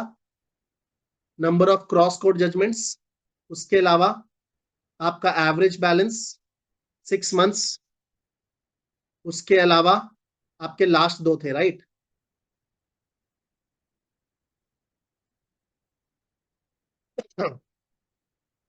ऑब्वियसली जब मैं रिमूव कर रहा हूं इनसिग्निफिकेंट वेरिएबल्स को, तो उस केस में आपके बीटास चेंज हो रहे हैं, आपके स्टैंडर्ड एरर चेंज हो रहे हैं, तो अब आपके वॉल्ट स्टैटिस्टिक भी नहीं आएंगे, आपके पी वैल्यूज भी नए आ रहे हैं। अगेन ये भी आपका अब क्या हो गया? स्टैटिस्टिकली इनसिग्निफिकेंट, जो पहले नहीं था। तो इसको भी रिमूव करूंगा, इसको भी रिमूव करूंगा, राइट। अब आपका मॉडल सही आ रहा है, अब आपका मॉडल सही आ रहा है, कैन यू सी? अब आपका मॉडल सही आ रहा है, सारे पी वैल्यूज क्या आ रहे हैं? Less than 5%। और आपका वीआईएफ भी क्या है? Less than 3, right. So Mega is saying we take p value greater than 5%. हमारा p value is probability of error. I want the probability of error to be less than 5%, right? But coefficient which are zero will not add value. हाँ zero है, मतलब small value है, वो मैं decimals अगर increase करूंगा तो उस केस में स्मॉल वैल्यूज है, दैट्स फाइन, बट वो आपके स्टैटिस्टिकली सिग्निफिकेंट आ रहे हैं। ये क्या है? मेरा इंडिविजुअल स्टैटिस्टिकल सिग्निफिकेंस। अगर आप वेरिएबल्स को ड्रॉप करोगे आपका आर स्क्वायर डिक्रीज होगा, आर स्क्वायर के ऊपर हम लोग आएंगे, right. What do you check first? VIF और पी वैल्यू आपको दोनों चेक करना चाहिए, फर्स्ट का बात ही नहीं है। तो आपको समझ में आया मैंने कैसे इंडिविजुअल स्टैटिस्टिकल सिग्निफिकेंस को यूज किया? मैंने पहले चार वेरिएबल्स को रिमूव किया, नम, सीसीजे, मैक्सिमम अरियर्स बैलेंस और लास्ट दो। उसके बाद मेरा एक और इनसिग्निफिकेंट आया था, उसको ड्रॉप किया, तब जाके मेरा फाइनल जो मॉडल आया वो सही आएगा, जिसमें मेरा पी वैल्यूज क्या है? लेस देन 5% और मेरा वीआईएफ इज लेस देन 3, राइट। ये क्या आपका individual statistical significance. Linear regression में भी तो आप यही करते हो, जो वेरिएबल्स आपके स्टैटिस्टिकली इनसिग्निफिकेंट है उसको आप रिमूव कर देते हो मॉडल के अंदर से, राइट। नाउ लीनियर रिग्रेशन के अंदर हम लोग एक ज्वाइंट हाइपोथेसिस टेस्टिंग भी करते हैं। किसी को याद है लीनियर रिग्रेशन के अंदर हम लोग ज्वाइंट हाइपोथेसिस टेस्टिंग कैसे करते हैं? लीनियर रिग्रेशन के अंदर हम लोग ज्वाइंट हाइपोथेसिस टेस्टिंग करते हैं यूजिंग एफ टेस्ट। उसका प्रीमाइस क्या होता है? ऐसा हो सकता है कि इंडिविजुअली कुछ वेरिएबल्स आपके स्टैटिस्टिकली इनसिग्निफिकेंट है, बट एज अ होल आपका मॉडल स्टैटिस्टिकली सिग्निफिकेंट है, हो सकता है ना। तो उस केस में कई बार आप स्टैटिस्टिकली इनसिग्निफिकेंट वेरिएबल्स को भी इंक्लूड कर लेते हो अगर आपका बिजनेस रिक्वायरमेंट है, प्रोवाइडेड आपका ओवरऑल मॉडल जो है वो स्टैटिस्टिकली सिग्निफिकेंट हो, जो हम चेक करते थे using F test. Logistic regression में भी आप ज्वाइंट हाइपोथेसिस टेस्टिंग कर सकते हो। पहले आपको फंडा समझ में आना चाहिए कि उसका प्रीमाइस ये है, ऐसा हो सकता है कि इंडिविजुअली कुछ वेरिएबल्स स्टैटिस्टिकली इनसिग्निफिकेंट हो, गिवन बाय वॉल्ड या given by T, but jointly जब वो एक मॉडल में आते हैं आपको ओवरऑल मॉडल स्टैटिस्टिकली सिग्निफिकेंट है। तो मे बी जो आपके इंडिविजुअली स्टैटिस्टिकली इनसिग्निफिकेंट वेरिएबल्स है उसको भी आप इंक्लूड कर लोगे अगर आपका बिजनेस रिक्वायरमेंट है, प्रोवाइडेड आपका ओवरऑल मॉडल क्या हो? Statistically significant. यहां पर भी हम लोग स्टैटिस्टिकल सिग्निफिकेंस चेक कर सकते हैं joint, not using F test, but उसके लिए तीन टेस्ट हमारे पास है। कौन कौन से? One is likelihood ratio test, one is Wald test, वापिस से वॉल्ट टेस्ट आ गया, and one is score test. Likelihood ratio test, Wald test and score test, right? Likelihood ratio test, Wald test, score test. So Prabhu is making a comment कि कई बार client insignificant variables को include करता है, करना पड़ता है अगर आपका बिजनेस रिक्वायरमेंट है तो. अब कोई वेरिएबल है, सपोज एलटीवी, आपके मॉडल में स्टैटिस्टिकली इनसिग्निफिकेंट आया, बट बिजनेस के लिए वो बहुत इंपॉर्टेंट है, राइट? तो आप उसको रखना चाहोगे, राइट? तो इसीलिए हम लोग ज्वाइंट हाइपोथेसिस टेस्टिंग करते हैं, ये चेक करने के लिए कि क्या पता कुछ वेरिएबल्स इंडिविजुअली स्टैटिस्टिकली इनसिग्निफिकेंट हो, बट ज्वाइंटली आपका अगर मॉडल स्टैटिस्टिकली सिग्निफिकेंट है तो आप उन वेरिएबल्स को इंक्लूड कर सकते हो. तो ज्वाइंट टेस्टिंग में हमारे पास 3 टेस्ट है: likelihood ratio test, Wald test, score test. Likelihood ratio test सबसे पॉपुलर है, राइट? उसमें स्टैटिस्टिक का फॉर्मूला क्या है? 2 into log likelihood of full model minus log likelihood of null model.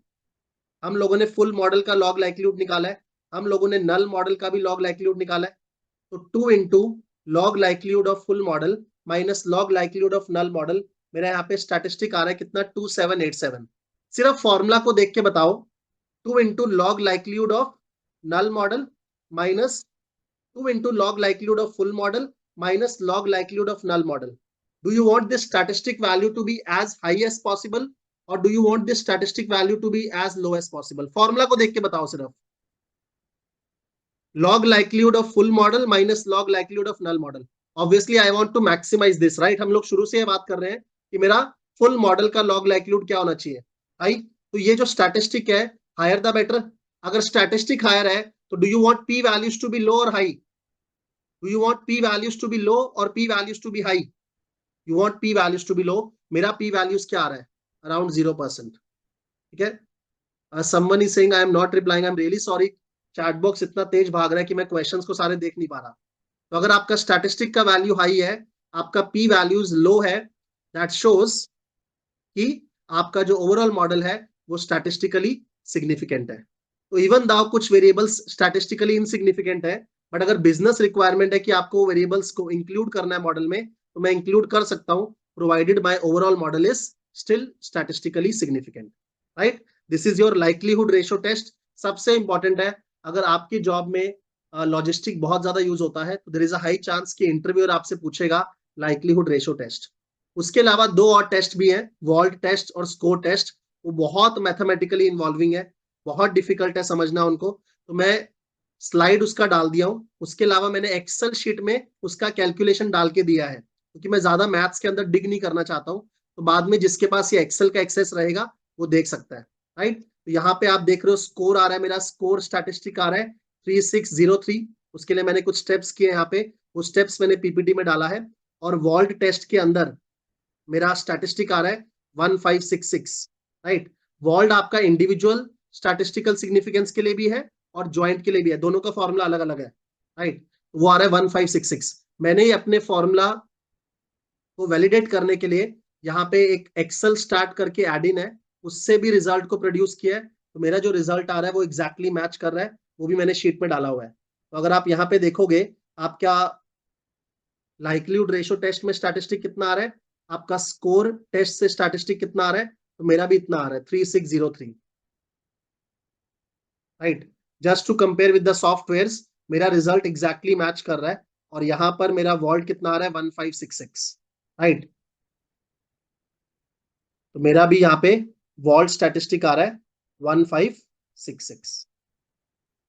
तो ये एक्सेल स्टार्ट का आउटपुट है पूरा, और आप सारी वैल्यूज कंपेयर कर सकते हो. हर एक वैल्यू आपकी एज इट इज मैच करेंगी. फॉर एग्जाम्पल अगर आप बीटास को भी चेक करोगे, बीटास भी यहाँ पे हमारे मैच कर रहे हैं, स्टैंडर्ड एरर भी मैच कर रहे हैं, हमारा वॉल्ट स्टैटिस्टिक भी मैच कर रहा है, और हमारी पी वैल्यूज भी मैच कर रही है. 0275, 0661, 0.27, 0661, right? Okay.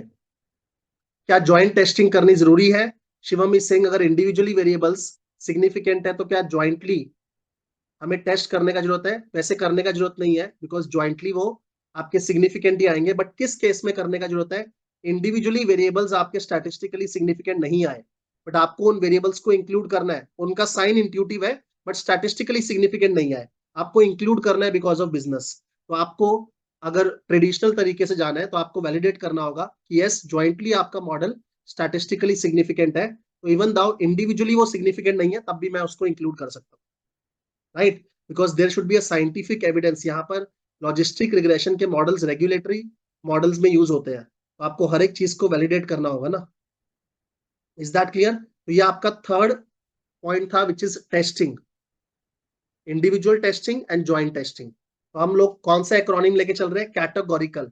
C stands for coefficient estimation using MLE.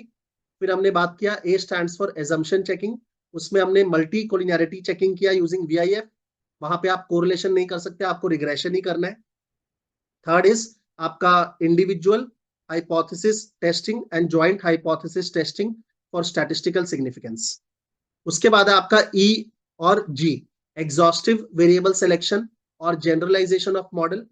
ये मैं एंड में डिस्कस करूंगा बिकॉज इसके लिए कुछ और नॉलेज चाहिए। नेक्स्ट पॉइंट पे मूव करते हैं, which is observed minus predicted PD, which is error analysis.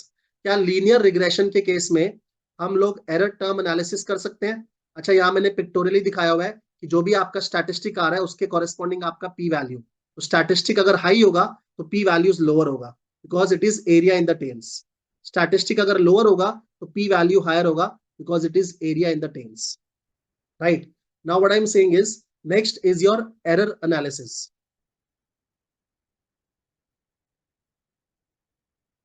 Error analysis, मुझे बताओ लीनियर रिग्रेशन के केस में क्या हम लोग एरर्स को एनालाइज करते हैं? यस, हम लोग, अगर आपको याद होगा, हम लोग सम ऑफ स्क्वायर्ड एरर्स निकालते हैं, हम लोग मीन स्क्वायर्ड एरर निकालते हैं, हम लोग रूट मीन स्क्वायर्ड एरर निकालते हैं, हम लोग मीन एब्सोल्यूट एरर्स निकालते हैं, हम लोग मीन एब्सोल्यूट परसेंटेज एरर्स निकालते हैं। हम लोग बोलते हैं फॉर एग्जांपल हमारा सम ऑफ स्क्वायर्ड एरर्स जो है वो एज लो एज पॉसिबल हो, तब मेरा मॉडल अच्छा है, राइट। यहां पर भी मैं एरर एनालिसिस कर सकता हूं। एरर मतलब क्या होता है? Actual minus predicted. तो आपके पास ऑब्जर्व्ड डिफॉल्ट स्टेटस है और आपके पास पीडी आ रहा है, उसके बेसिस पे आप एरर निकाल सकते हो। तो यहां मैंने वो किया है। मेरे पास ऑब्जर्व डिफॉल्ट स्टेटस है, मेरे पास पीडी है, मैं दोनों का डिफरेंस लेके एरर टर्म्स निकाल सकता हूं, राइट। नाउ हम लोग एरर का स्क्वायर लेके चलते हैं और उसका सम लेते हैं ताकि सम ऑफ स्क्वायर्ड एरर आए। स्क्वायर क्यों लेते हैं? बिकॉज नेगेटिव एरर्स हो या पॉजिटिव हो, दोनों ही आपके लिए मिस्टेक है, तो हम लोग स्क्वायर लेते हैं और उसका सम लेते हैं, वो है आपका sum of squared error.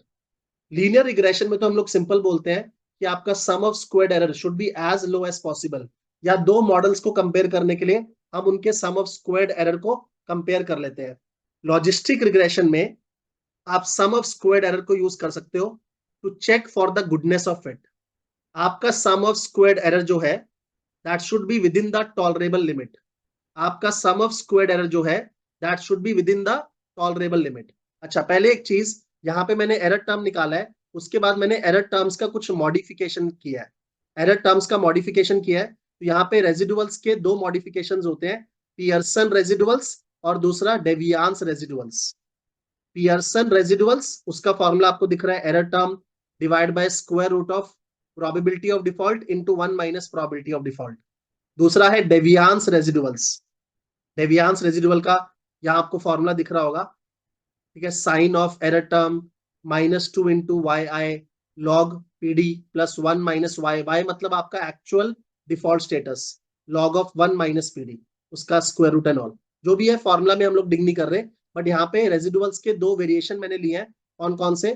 Pearson residual and दूसरा डेवियांस रेजिडुअल्स, राइट। नाउ हम लोग एरर का स्क्वायर निकाल रहे हैं एंड देन उसका सम लेंगे। ऑब्वियसली मैं क्या चाहूंगा? सम ऑफ स्क्वायर्ड एरर जो है वो with in the tolerable limit हो, तो उसका भी हम लोग हाइपोथेसिस टेस्टिंग कर सकते हैं। मेरा स्टैटिस्टिक निकलेगा पियर्सन रेजिडुअल का और डेवियांस रेजिडुअल का स्टैटिस्टिक निकलेगा, which is simply some of squared error. यहाँ पे कर क्या रहे हैं? रेजिडुअल जो भी निकाला है पियर्सन या डेवियांस, उसका स्क्वायर ले रहे हैं, उसका सम ले रहे हैं, वो मेरा क्या है? एक तरह से सम ऑफ स्क्वायर्ड एरर, वही मेरा स्टैटिस्टिक है। यहां पे मुझे बताओ, do you want the value of statistic to be low और do you want the statistic value to be high? Please reply. Do you want the value of statistic to be low or do you want the value of statistic to be high? I want the value of statistic to be low. So do I want p value to be high or do I want p value to be low? Do I want p value to be high or do I want p value to be low? यहां पर मैं चाहता हूं मेरा p value high आए। अभी तक जो हमने डिस्कशन किया वहां मैं चाहता था स्टैटिस्टिक का वैल्यू क्या है, हाई, p वैल्यू लो। यहां मैं चाहता हूं स्टैटिस्टिक का वैल्यू क्या है, लो, p वैल्यू हाई। तो मेरा p वैल्यू तो ऑलमोस्ट क्या आ रहा है, 100%, which is very good, right. So these are your Pearson test and deviance residuals test. अच्छा, डेवियंस रेजिडुअल्स का आपको सॉफ्टवेयर में एक और फॉर्मूला दिखेगा, 2 into log likelihood of saturated model minus log likelihood of proposed model. 2 into log likelihood of saturated model minus log likelihood of proposed model. तो क्या मेरे पास log likelihood of proposed model है, और सेचुरेटेड मॉडल का log likelihood कितना होता है, कितना होता है, 0। तो 0 माइनस 2024 इंटू 2 करोगे तब भी आप देख रहे हो सेम मैच करेगा। यहां मैंने खोल के दिखाया पूरा, डेवियंस रेजिडुअल निकाला है, उसका स्क्वायर लिया और उसका सम लिया है, बट उसका शॉर्टकट क्या है, सिंपल 2 इंटू 0 माइनस दिस, कितना आएगा 4049। आप करके देख सकते हो, राइट। तो डेवियंस रेजिडुअल्स का दोनों फॉर्मूला है। लॉजिक क्या है, हम लोग लीनियर रिग्रेशन में क्या चाहते हैं कि मेरा sum of squared error should be as low as possible. यहां मैं क्या चाहता हूं कि मेरा जो सम ऑफ स्क्वायर्ड एरर है वो with in the tolerable limit हो, राइट। मतलब मैं टेल में नहीं जाना चाहता, मैं बॉडी में रहना चाहता हूं। तो उस केस में मेरा स्टैटिस्टिक का वैल्यू काश लो हो और मेरा पी वैल्यू काश हाई हो। Statistic and P value are opposite.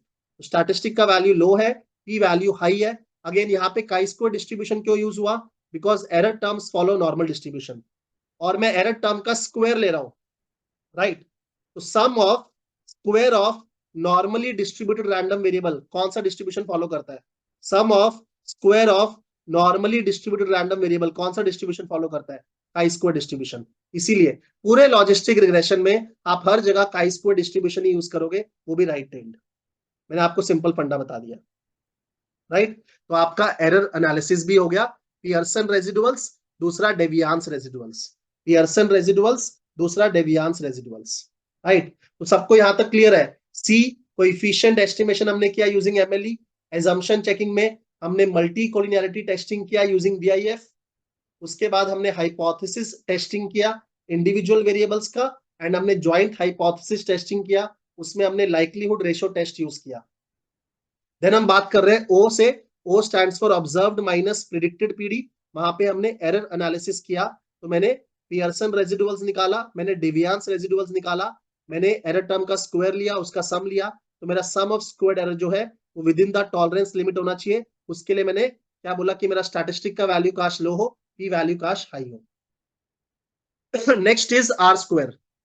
Linear regression के केस में R square is very important, that shows the explanatory power of the model. R square shows the explanatory power of the model. ठीक है, क्या benchmark होता है मुझे बताओ, linear regression में आर स्क्वायर कितना ऊपर हो तो अच्छा है, लीनियर रिग्रेशन में आर स्क्वायर किसके ऊपर हो तो अच्छा है, अराउंड 60 बोलते हैं कि R square above 60% is considered good. R square show करता है how much variance in Y is explained by variance in X. R square shows the explanatory power of the model. Logistic regression में भी आप are square निकाल सकते हो। यहां पे आर स्क्वायर के 3 वेरिएंट्स हैं, मैं उसको याद कैसे रखता हूं, मैककेन, मैककेन, मैक, सी और एन। यहां पे आर स्क्वायर के 3 वेरिएंट्स हैं, मैककेन, मैक, सी और एन। तीनों के फॉर्मूलाज आपको दिख रहे हैं, तीनों में क्या यूज हो रहा है, आपका लॉग लाइक्लीहुड यूज हो रहा है। तो R square is equal to 1 minus log likelihood of proposed model या full model by log likelihood of null model. Cox and Snell में क्या है, 1 minus e to the power minus 2 by n, log likelihood 1 minus log likelihood 0। और R square ये n में क्या है, are square COX उसी को थोड़ा सा मॉडिफाई कर रहे हैं, divide by 1 minus e to the power 2 into log likelihood null model divide by n, right. तीनों का जो रेंज ऑफ वैल्यूज आएगा वो थोड़ा सा अलग आएगा, तीनों में जो इंटरप्रिटेशन है वो भी स्लाइटली डिफरेंट है। मैंने यहाँ पे दिया है कि सबका रेंज ऑफ वैल्यूज क्या आता है और सबका इंटरप्रिटेशन क्या है, बट मोटा मोटी सब क्या शो करते हैं, सब शो करते हैं आपका explanatory power of the model, right. सब शो करते हैं आपका explanatory power of the model.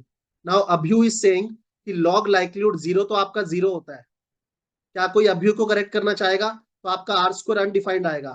क्या कोई अभ्यू को करेक्ट करना चाहेगा? क्या L L zero is zero? क्या L L zero is zero? नहीं। L L zero is log likelihood of null model. Log likelihood of saturated model आपका जीरो होता है, right? This is log likelihood of null model जो हमने यहाँ पे निकाला है। तो आप यहाँ पे लॉग लाइक्लीहुड नल मॉडल का निकाले हो और फुल मॉडल का निकाले हो, उसके बेसिस पे मैंने तीनों आर स्क्वायर निकाले हैं। एक आ रहा है 40%, एक आ रहा है 15% और एक आ रहा है 45%। सेम फॉर्मूलाज मैंने यूज किए हैं, आप चेक कर सकते हो। 40% 1 minus L2 by L1, log likelihood of full model by log likelihood of null model. ये आपका कॉक्स आया, ये आपका एन आया। तो मैं क्या बोल रहा था, तीनों का range of values is different, तीनों का interpretation is slightly different, but तीनों अल्टीमेटली क्या शो करते हैं? Explanatory power of the model.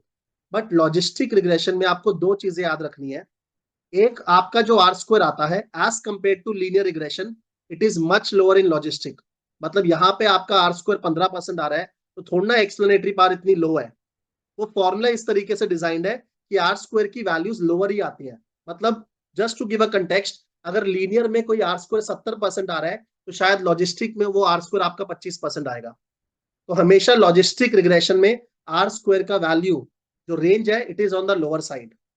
Second important point two note, logistic regression के केस में आर स्क्वायर एक इंपॉर्टेंट मेट्रिक है ही नहीं। ठीक है, गुडनेस ऑफ फिट के लिए लोग आर स्क्वायर को इतना ज्यादा इंपॉर्टेंस नहीं देते जितना लीनियर रिग्रेशन में देते हैं। तो आर स्क्वायर हाई नहीं भी है ना, या आर स्क्वायर नहीं भी निकाला मॉडल में तो चलता है लोगों को, बट मैंने आपको निकाल के दिखा दिया। तो दो पॉइंट, लॉजिस्टिक रिग्रेशन में आपका आर स्क्वायर का value is very lower as compare to linear regression, right? और आर स्क्वायर जो है, it is more informative when used to compare models. अगर आपको मॉडल्स को कंपेयर करना है तो आप आर स्क्वायर को यूज कर सकते हो, rather than as an absolute measure. मतलब एब्सोल्यूटली आप 20% या 15% देख के ये मत सोचो कि आपका आर स्क्वायर सही नहीं है, राइट? बिकॉज लॉजिस्टिक में आर स्क्वायर की वैल्यूज लोअर ही आती है। That is your explanatory power, right, which is R square. Next है आपका आई। नाउ हमें पता है अगर हम लीनियर रिग्रेशन के केस में वेरिएबल्स को इंक्लूड करते जाएंगे तो आपका आर स्क्वायर क्या होगा? इंक्रीज होगा। बट अगर आप वेरिएबल्स को इंक्लूड करते जा रहे हो तो आपके मॉडल का कम्प्लेक्सिटी भी बढ़ेगा। I want parsimonious models. मुझे सिंपल मॉडल्स चाहिए जो बहुत ज्यादा कम्प्लेक्स नहीं है। अगर मैं बहुत सारे वेरिएबल्स को इंक्लूड कर लूंगा तो मेरा मॉडल बहुत कम्प्लेक्स हो जाएगा। तो हम लोग आर स्क्वायर की जगह क्या यूज करते थे? किसी को याद है? आर स्क्वायर की जगह क्या यूज करते थे? Adjusted R square, right? हम लोग यूज करते थे adjusted R square. Adjusted R square को मैं पिनलाइज्ड आर स्क्वायर भी बोलता हूँ। एडजस्टेड आर स्क्वायर क्या करता था? जो भी उसका फॉर्मूला था वो मैंने यहाँ पे नहीं रखा। वो बेसिकली कंप्लेक्सिटी को पिनलाइज करता है, एक्यूरेसी को रिवॉर्ड करता है। एडजस्टेड आर स्क्वायर कंप्लेक्सिटी को पिनलाइज करता है, एक्यूरेसी को रिवॉर्ड करता है। तो हम लोग एक वेरिएबल को इंक्लूड करना है कि नहीं, उसके लिए एडजस्टेड आर स्क्वायर को चेक करते थे। क्या एडजस्टेड आर स्क्वायर इंक्रीज हो रहा है? अगर एडजस्टेड आर स्क्वायर इंक्रीज हो रहा है, इसका मतलब increase in accuracy is more than increase in complexity. उस वेरिएबल को मुझे इंक्लूड कर लेना चाहिए। और वही, अगर एडजस्टेड आर स्क्वायर गिर रहा है तो हम लोग बोलते थे increase in complexity is more than increase in accuracy, उस वेरिएबल को इंक्लूड नहीं करना चाहिए। तो लीनियर रिग्रेशन में to decide whether we should include a variable और not, we use to compute adjusted R square, जो कि एक्यूरेसी को रिवॉर्ड करता है, कंप्लेक्सिटी को पिनलाइज करता है। लॉजिस्टिक रिग्रेशन में एडजस्टेड आर स्क्वायर जैसा कोई कंसेप्ट नहीं है, बट एक सिमिलर कंसेप्ट है which is your information criteria, right? हम लोग दो तरह के इंफॉर्मेशन क्राइटेरिया निकालते हैं, अकाके इंफॉर्मेशन क्राइटेरिया और बेजियन इंफॉर्मेशन क्राइटेरिया।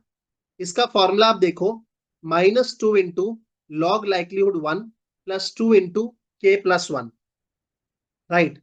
और बीआईसी क्या है? -2 into log likelihood 1 plus log of n into के प्लस 1। के is the number of variables in the model, right?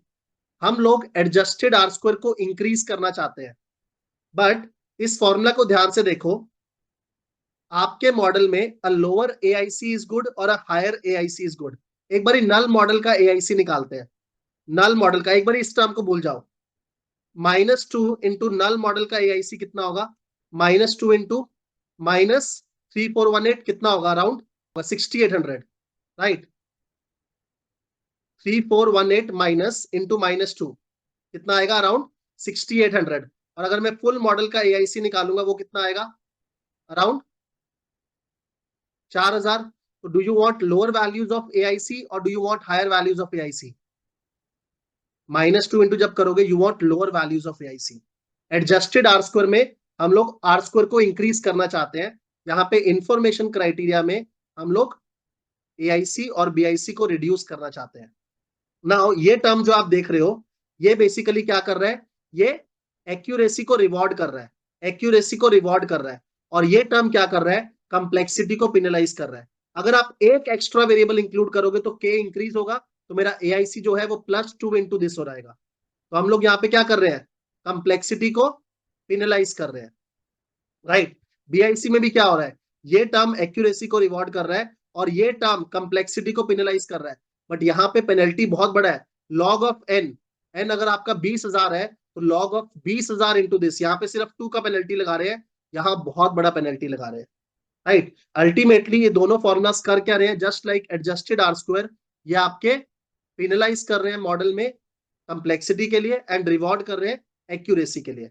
I want to lower my AIC and BIC value. यहां पर मैंने वो AIC BIC आपको निकाल के दिखाया है, आप देख सकते हो। एआईसी निकाला है बाय यूजिंग दिस फॉर्मूला और बीआईसी निकाला है, राइट। अगर मैं सपोज एक खराब वेरिएबल को हटाता हूं, एक खराब वेरिएबल को हटा के देखते हैं क्या आपका एआईसी रिड्यूस होगा? क्या आपका एआईसी रिड्यूस होगा? Let us check. तो मैं एक खराब वेरिएबल को रिमूव कर रहा हूं। अभी आपका एआईसी कितना है? 4000 और बीआईसी 4100। सॉरी, मुझे वेरिएबल को रिमूव करना है ओवर हेयर।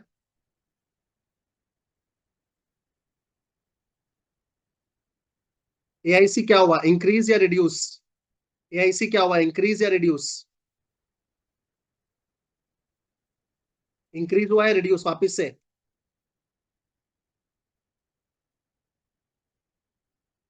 कितना था पहले एआईसी? 4071 और 4156।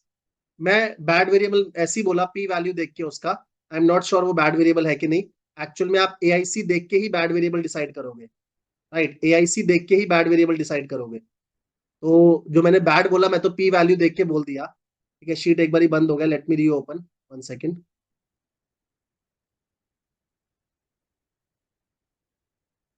अल्टीमेटली अमित हम लोग पी एआईसी को देख के बोलेंगे बैड वेरिएबल है कि नहीं। अगर उस वेरिएबल को इंक्लूड करने के कारण आपका increase in accuracy is more than increase in complexity, तो एआईसी रिड्यूस होगा, वो अच्छा वेरिएबल है।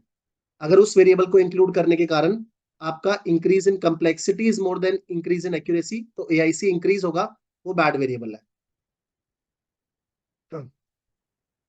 राइट। जो भी है आप यहाँ पे एआईसी बीआईसी निकाल सकते हो।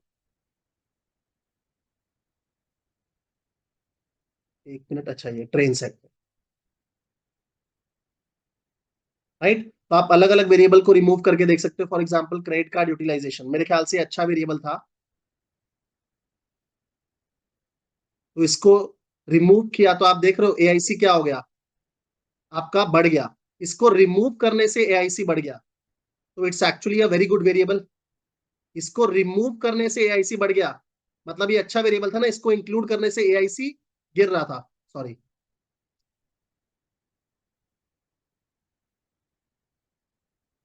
राइट, अमित समझ में आया?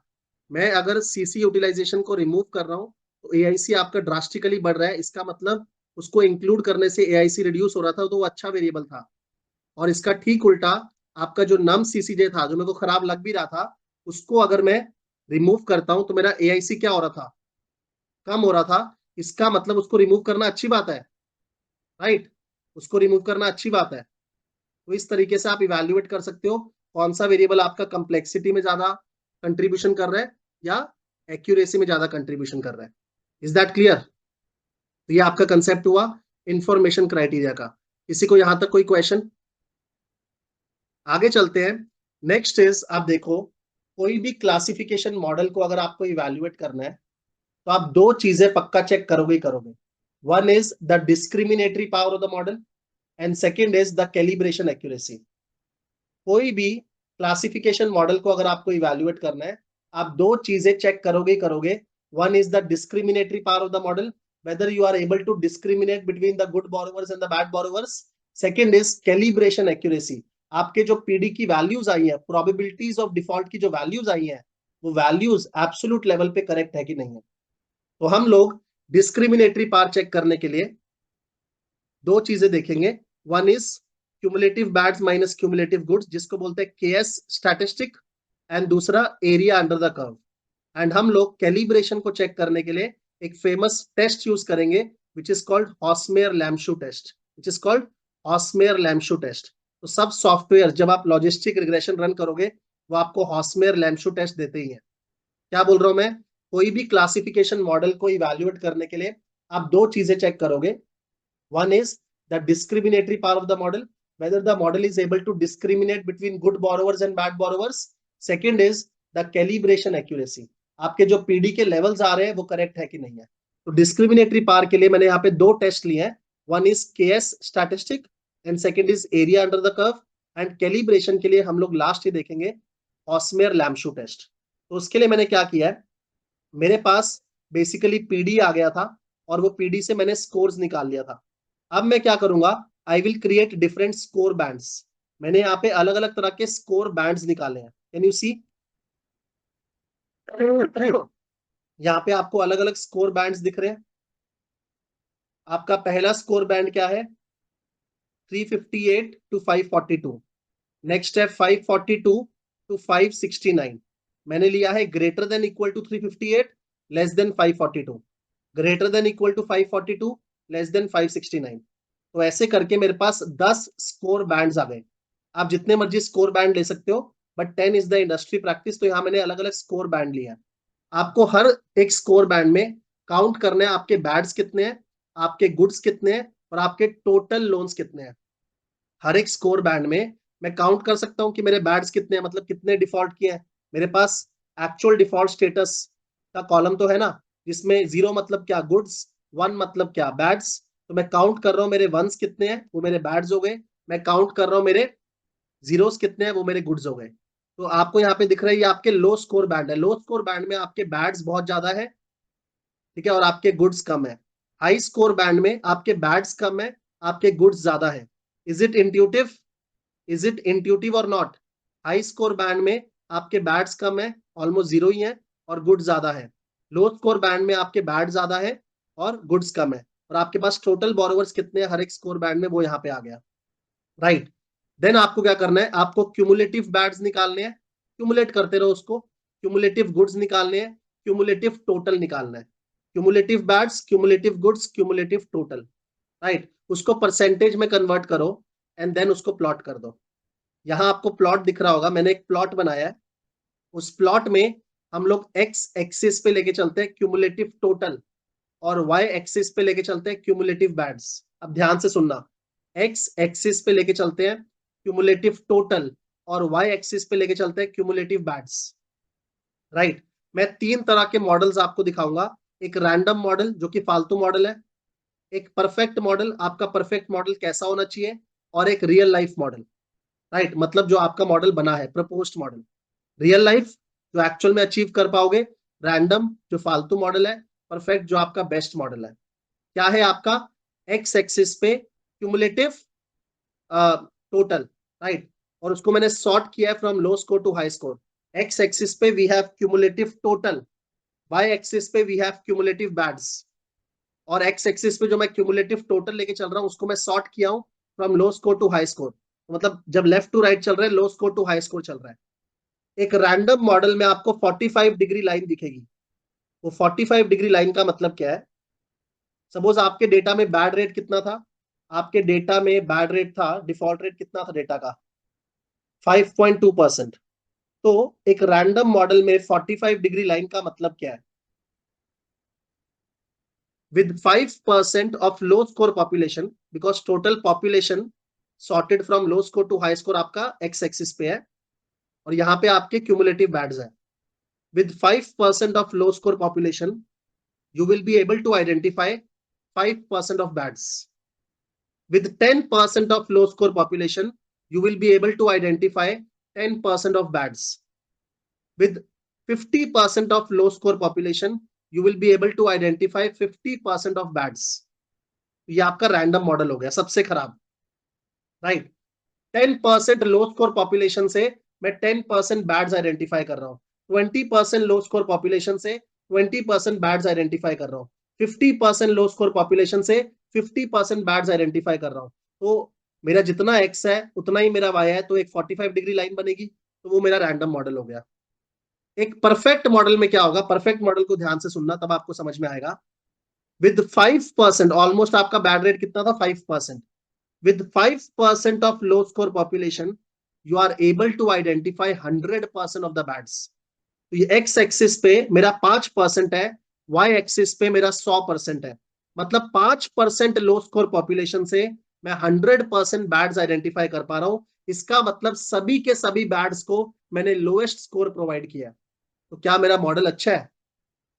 मेरे मॉडल से स्कोर आया ना, और यहां मैं सॉर्ट कर रहा हूं from low score to high score. मैं बोल रहा हूं 5% ऑफ द पॉपुलेशन से आप 100% बैड्स आइडेंटिफाई कर पा रहे हो। With 5% of low score population you are able to identify 100% of the bads. इसका मतलब आपने सभी के सभी बैड्स को लोएस्ट स्कोर प्रोवाइड किया होगा, तो वो आपका परफेक्ट मॉडल है। रियल लाइफ में ऐसा नहीं होगा। रियल लाइफ में आप with 5% of low score population, you will be able to identify 60-70% of bats. With 10% of low score population, you will be able to identify around 80% of bats. But एक perfect model में तो 5% अगर bad rate है, तो 5% population को देख के ही आप 100% बैड्स आइडेंटिफाई कर लोगे, मतलब सभी बैड्स को आपने लोएस्ट स्कोर प्रोवाइड किया होगा। इतना परफेक्ट मॉडल तो अचीवेबल ही नहीं है। रियल लाइफ में आपका मॉडल इन बिटवीन टू आएगा। तो ये मेरा जो प्लॉट आ रहा है that shows your real life model, और मैंने अपने डेटा का ही प्लॉट किया है उसको। ये आपको सॉफ्टवेयर भी देते हैं, राइट। क्वांटिटेटिवली अगर आपको चेक करना है आपका रियल लाइफ मॉडल कैसा है, तो आप एक्यूरेसी रेशियो निकाल सकते हो। बेसिकली मैं ये कर्व का एरिया देखूंगा out of this perfect model, मतलब ये पूरा एरिया जो है उसमें से ये कर्व का एरिया कितना है। जितना हायर होगा उतना आपका एक्यूरेसी रेशियो हाई होगा, right. Higher the accuracy ratio the better the discriminatory power of the model.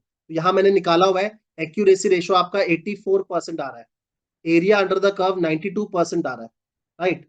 तो एक्यूरेसी रेशियो या एरिया अंडर द कर्व, उसके फॉर्मुलाज में अभी मैं नहीं जा रहा, वो आपको सॉफ्टवेयर भी दे देंगे। मैंने विजुअली आपको बता दिया कि वो क्या शो कर रहे हैं, कि आपका मॉडल क्या सही से डिस्क्रिमिनेट कर पा रहा है बिटवीन गुड्स एंड बैड्स, क्या वो बैड्स को लो स्कोर प्रोवाइड कर रहा है। अगर कर रहा है तो उस केस में you will move towards the perfect model.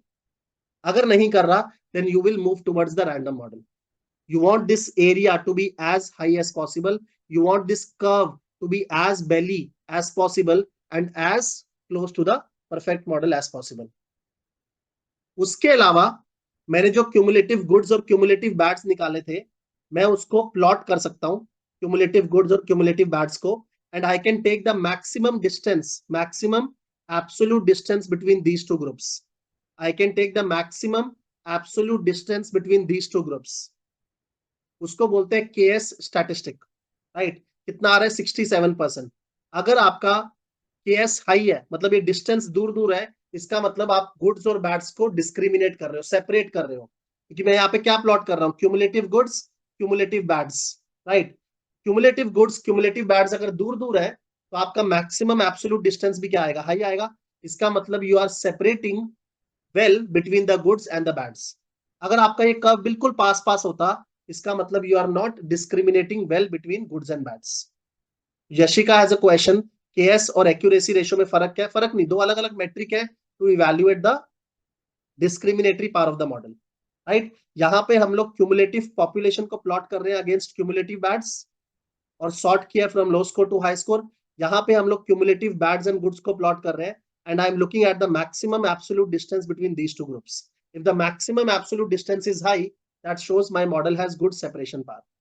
और वो मैक्सिमम एब्सोल्यूट डिस्टेंस को क्या बोलते हैं, केएस। वो मैंने यहाँ पे आपको प्लॉट भी करके दिखाया है, और वो आपको सॉफ्टवेयर भी देंगे, और यहाँ मैंने निकाल के भी दिखाया है केएस कितना आ रहा है। अगेन ये भी मैंने कैसे निकाला है, यूजिंग पाइथन इन एक्सेल। तो ये जो एक्यूरेसी रेशियो है, एरिया अंडर द कर्व है, और ये जो केएस है, वो मैंने पाइथन इन एक्सेल यूज करके निकाला।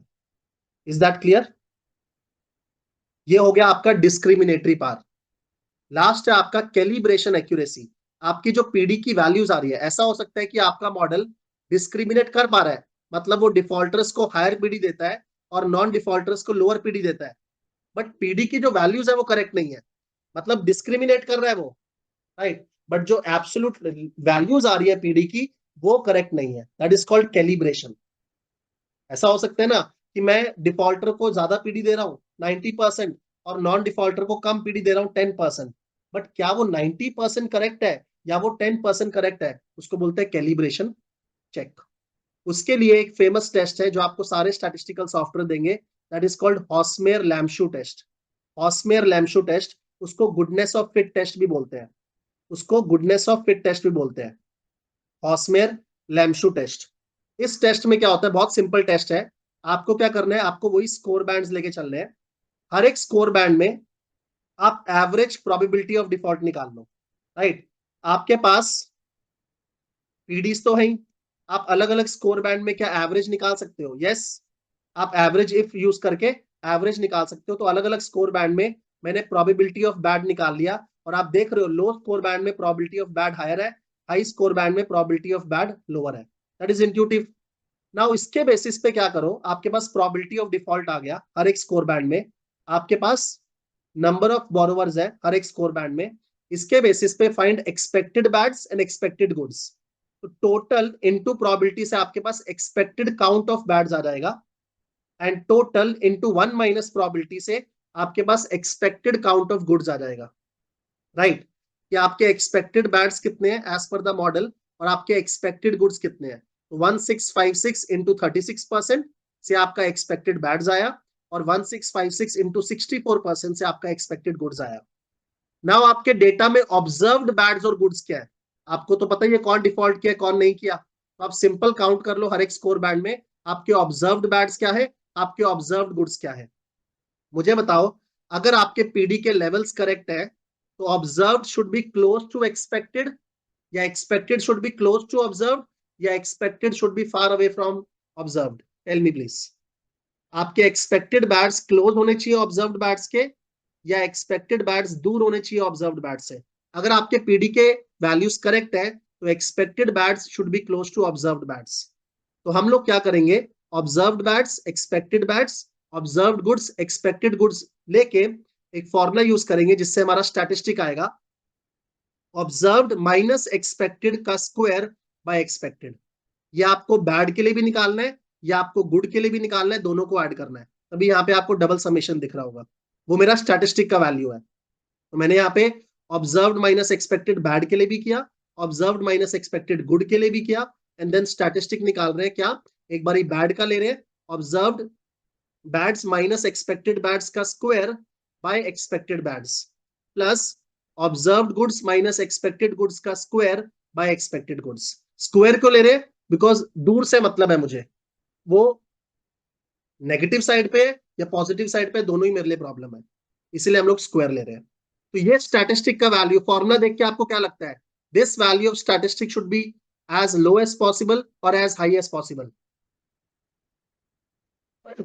लो, बिकॉज आप चाहोगे आपका ऑब्जर्व क्लोज हो एक्सपेक्टेड के, तो आप चाहोगे आपका स्टैटिस्टिक का वैल्यू लो आए। आपका पी वैल्यू क्या है, high, so higher the P value higher the goodness of it, right. तो जो गुडनेस ऑफ फिट है ना, उसमें तीन टेस्ट आते हैं, residual, Pearson residual, deviance residual and Hosmer Lemeshow test. तीनों में गुडनेस ऑफ फिट में आप क्या चाहोगे, आपका स्टैटिस्टिक का वैल्यू क्या है, लो, आपका पी वैल्यू क्या है, हाई।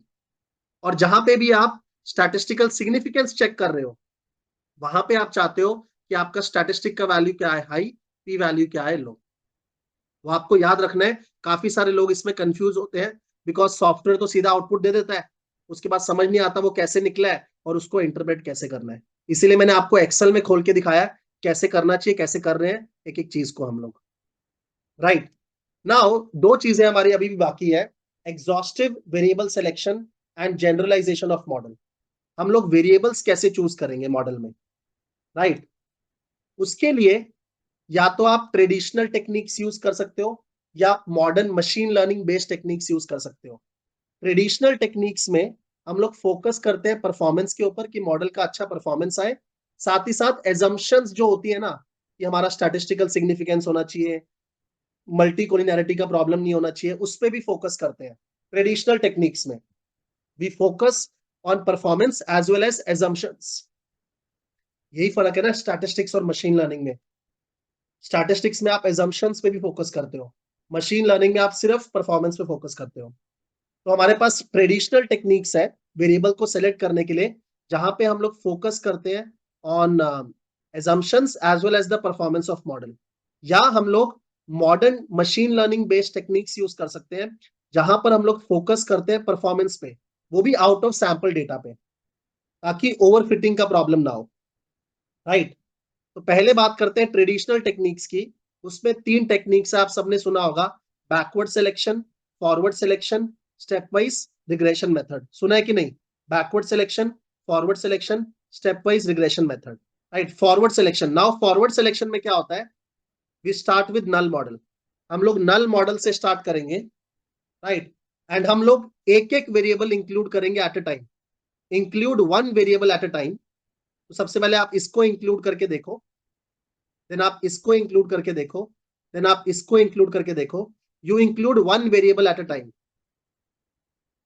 आप कौन से वेरिएबल को फाइनली इंक्लूड करोगे जिसको इंक्लूड करने से आपका AIC reduction is the highest?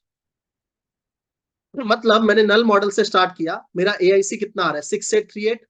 मैं खाली ब्यूरो स्कोर को इंक्लूड करता हूं, मेरा एआईसी चेंज होगा। एआईसी कितना हो गया? एआईसी हो गया 6374। अब इसको हटा दो, 6374। अब इसको हटा दो, दूसरे वेरिएबल को इंक्लूड करके देखते हैं। Let's include number of code judgments. उसको इंक्लूड किया तो मैं चेक करूंगा मेरा एआईसी रिडक्शन कितना हो रहा है। फिर इसको हटाओ, इसको इंक्लूड करके देखो, इसको इंक्लूड करने से आपका एआईसी रिडक्शन कितना हो रहा है।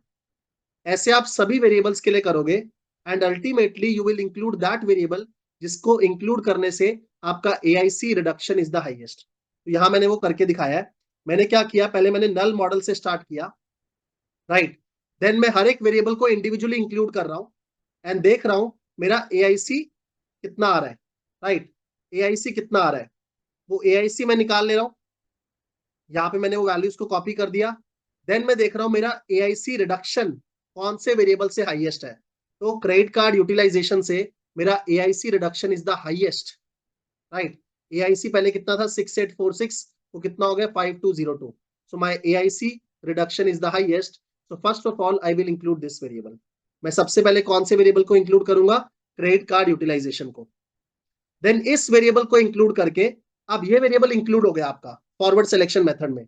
अब आप वापस से स्टार्ट करो, एक बारी ब्यूरो स्कोर को इंक्लूड करो, चेक करो एआईसी रिडक्शन कितना हो रहा है। एक बारी नम सीसीजे को इंक्लूड करो, चेक करो एआईसी रिडक्शन कितना हो रहा है। राइट। अब मैं कहां से चेक करूंगा? जहां में मैं पहुंचा था, मतलब मैं 5202 पे तो ऑलरेडी आ चुका। नल मॉडल में जब मैंने क्रेडिट कार्ड यूटिलाइजेशन को ऐड कर दिया तो I am already standing over here. अब मैं एक एक वेरिएबल को इंक्लूड कर रहा हूं और चेक कर रहा हूं नेक्स्ट किस वेरिएबल को इंक्लूड करने से आपका AIC reduction is the highest.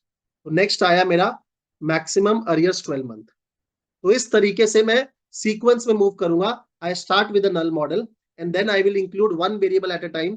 मैं सबसे पहले कौन सा वेरिएबल इंक्लूड करूंगा जिसको इंक्लूड करने से आपका AIC reduction is the highest. Right. जैसे यहाँ पे आप देख सकते हो मैंने बीआईसी के बेसिस पे किया है, तो अगर मैं एलटीवी को इंक्लूड करता हूं मेरा बीआईसी कितना आ रहा है 6841, 6841। राइट। अगर मैं क्रेडिट कार्ड यूटिलाइजेशन को इंक्लूड करता हूं तो मेरा AIC reduction is the highest. मैं क्रेडिट कार्ड यूटिलाइजेशन को इंक्लूड कर रहा हूं, मेरा एआईसी रिडक्शन जो है वो हाईएस्ट आ रहा है। कितना? 5202 हो गया। कहां से? 6846 से 1643। अब आपको इस वेरिएबल को इंक्लूड कर लेना है। अब आप वापिस से ब्यूरो स्कोर को इंक्लूड करो और चेक करो आपका फर्दर एआईसी रिडक्शन कितना हो रहा है। तो कितना आ रहा है 4835। कितना आया 4835। देन आप नेक्स्ट वेरिएबल पे ऐसे ही मूव करोगे and you keep on doing it. ठीक है, शीट हैंग कर गया, 1 सेकेंड।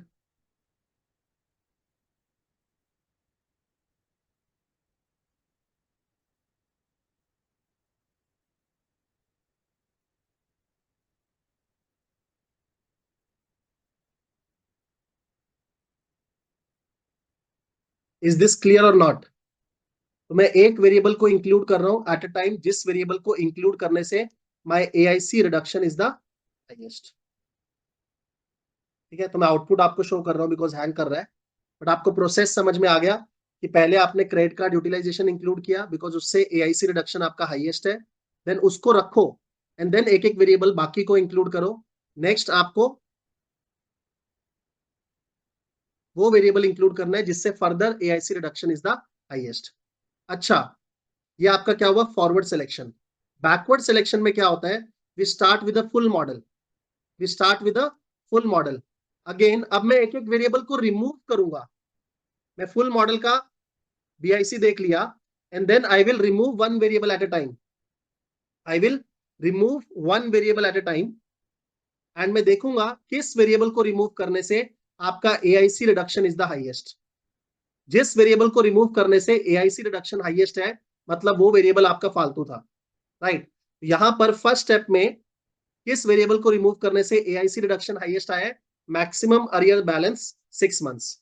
तो इस वेरिएबल को आप रिमूव कर दोगे एंड देन अगेन इसको आपने रिमूव कर दिया। अब अगेन वापिस से मतलब मैंने मैक्सिमम अरियर बैलेंस 6 मंथ्स को रिमूव कर दिया, तो इसको मैं इंक्लूड कर दे रहा हूं, इसको मैंने रिमूव कर दिया। देन अगेन एक एक वेरिएबल को रिमूव करेंगे एंड देखेंगे एआईसी कितना रिड्यूस हो रहा है। तो सपोज मैं नम सीसीजे को रिमूव करता हूं, उसको रिमूव करने से अगेन मेरा एआईसी बीआईसी और फर्दर रिड्यूस हो रहा है। कितना रिड्यूस हो रहा है? हाईएस्ट रिड्यूस हो रहा है बाय 8 पॉइंट्स। तो नेक्स्ट आप नम सीसीजे को रिमूव करोगे। ऐसे आप करते जाओगे। सपोज आपका मैंडेट है, आपको 4 ही वेरिएबल्स चाहिए, तो you keep on doing this till you get 4 variables, right? Similarly forward selection में you keep on adding the variable till you get 4 variables. Is this clear? Clear है ये? तो फॉरवर्ड सिलेक्शन में you are including one variable at a time, you start with null model. एक variable को include करूंगा जिसको include करने से AIC reduction is the highest.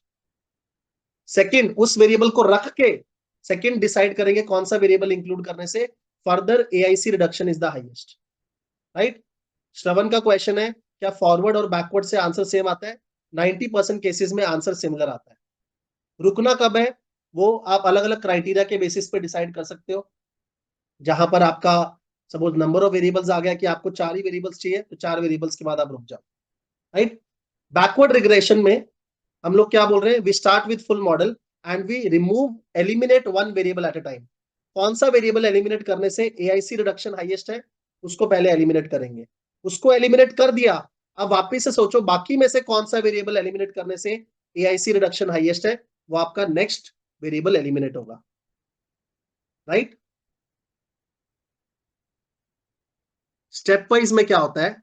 Step wise में I will start with null model. मैं null model से start करूंगा, then I will include one variable at a time. मैं पहले कौन सा वेरिएबल ऐड करूंगा जिसको ऐड करने से AIC reduction is the highest. एक वेरिएबल ऐड हो गया, देन वापिस से उसी प्रोसेस से मैं बाकी वेरिएबल्स को इंक्लूड करूंगा एंड नेक्स्ट उन वेरिएबल में से एक वेरिएबल चूज करूंगा जिससे further AIC reduction is the highest. Second variable include हो गया। ऐसा हो सकता है कि सेकेंड वेरिएबल इंक्लूड होने के कारण फर्स्ट वेरिएबल या तो स्टैटिस्टिकली इनसिग्निफिकेंट हो जाए या उसमें मल्टी कोलिनैरिटी का प्रॉब्लम दिखने लग जाए, तो आप उस फर्स्ट वेरिएबल को रिमूव कर दोगे। मतलब आपका फॉरवर्ड और बैकवर्ड दोनों साथ साथ चल रहा है स्टेप वाइज के अंदर। वापिस से you start with a null model, you include one variable at a time. आपने एक वेरिएबल इंक्लूड कर दिया जिससे एआईसी रिडक्शन हाईएस्ट है, देन आप सेकंड वेरिएबल इंक्लूड कर रहे हो अगेन जिससे फर्दर एआईसी रिडक्शन हाईएस्ट है। जब आपने सेकंड वेरिएबल को इंक्लूड किया तो ऐसा हो सकता है कि फर्स्ट वेरिएबल आपका या तो स्टैटिस्टिकली इनसिग्निफिकेंट हो जाए या उसका वीआईएफ जो है वो 3 या 5 के ऊपर चला जाए, मतलब मल्टी कोलिनैरिटी का प्रॉब्लम आ जाए। तो जो वेरिएबल आपने पहले इंक्लूड किया था वो रिमूव भी हो सकता है। This is backward step. तो स्टेप वाइज के अंदर फॉरवर्ड बैकवर्ड दोनों स्टेप चलता है, राइट? मेरे केस में ऐसा हो नहीं रहा था तो मैं दिखा नहीं पाऊंगा, बट आपको कंटेक्स्ट समझ में आ जाना चाहिए कि you will include one variable. आप कोई भी एक वेरिएबल इंक्लूड करो। सपोज मेरा सबसे पहले सीसी यूटिलाइजेशन से एआईसी रिडक्शन हाईएस्ट था, तो मैंने उस वेरिएबल को इंक्लूड किया, राइट? उसके बाद मुझे नेक्स्ट वेरिएबल को इंक्लूड करना है। नेक्स्ट वेरिएबल मेरा कौन सा आया था? Maximum arrear 12 months.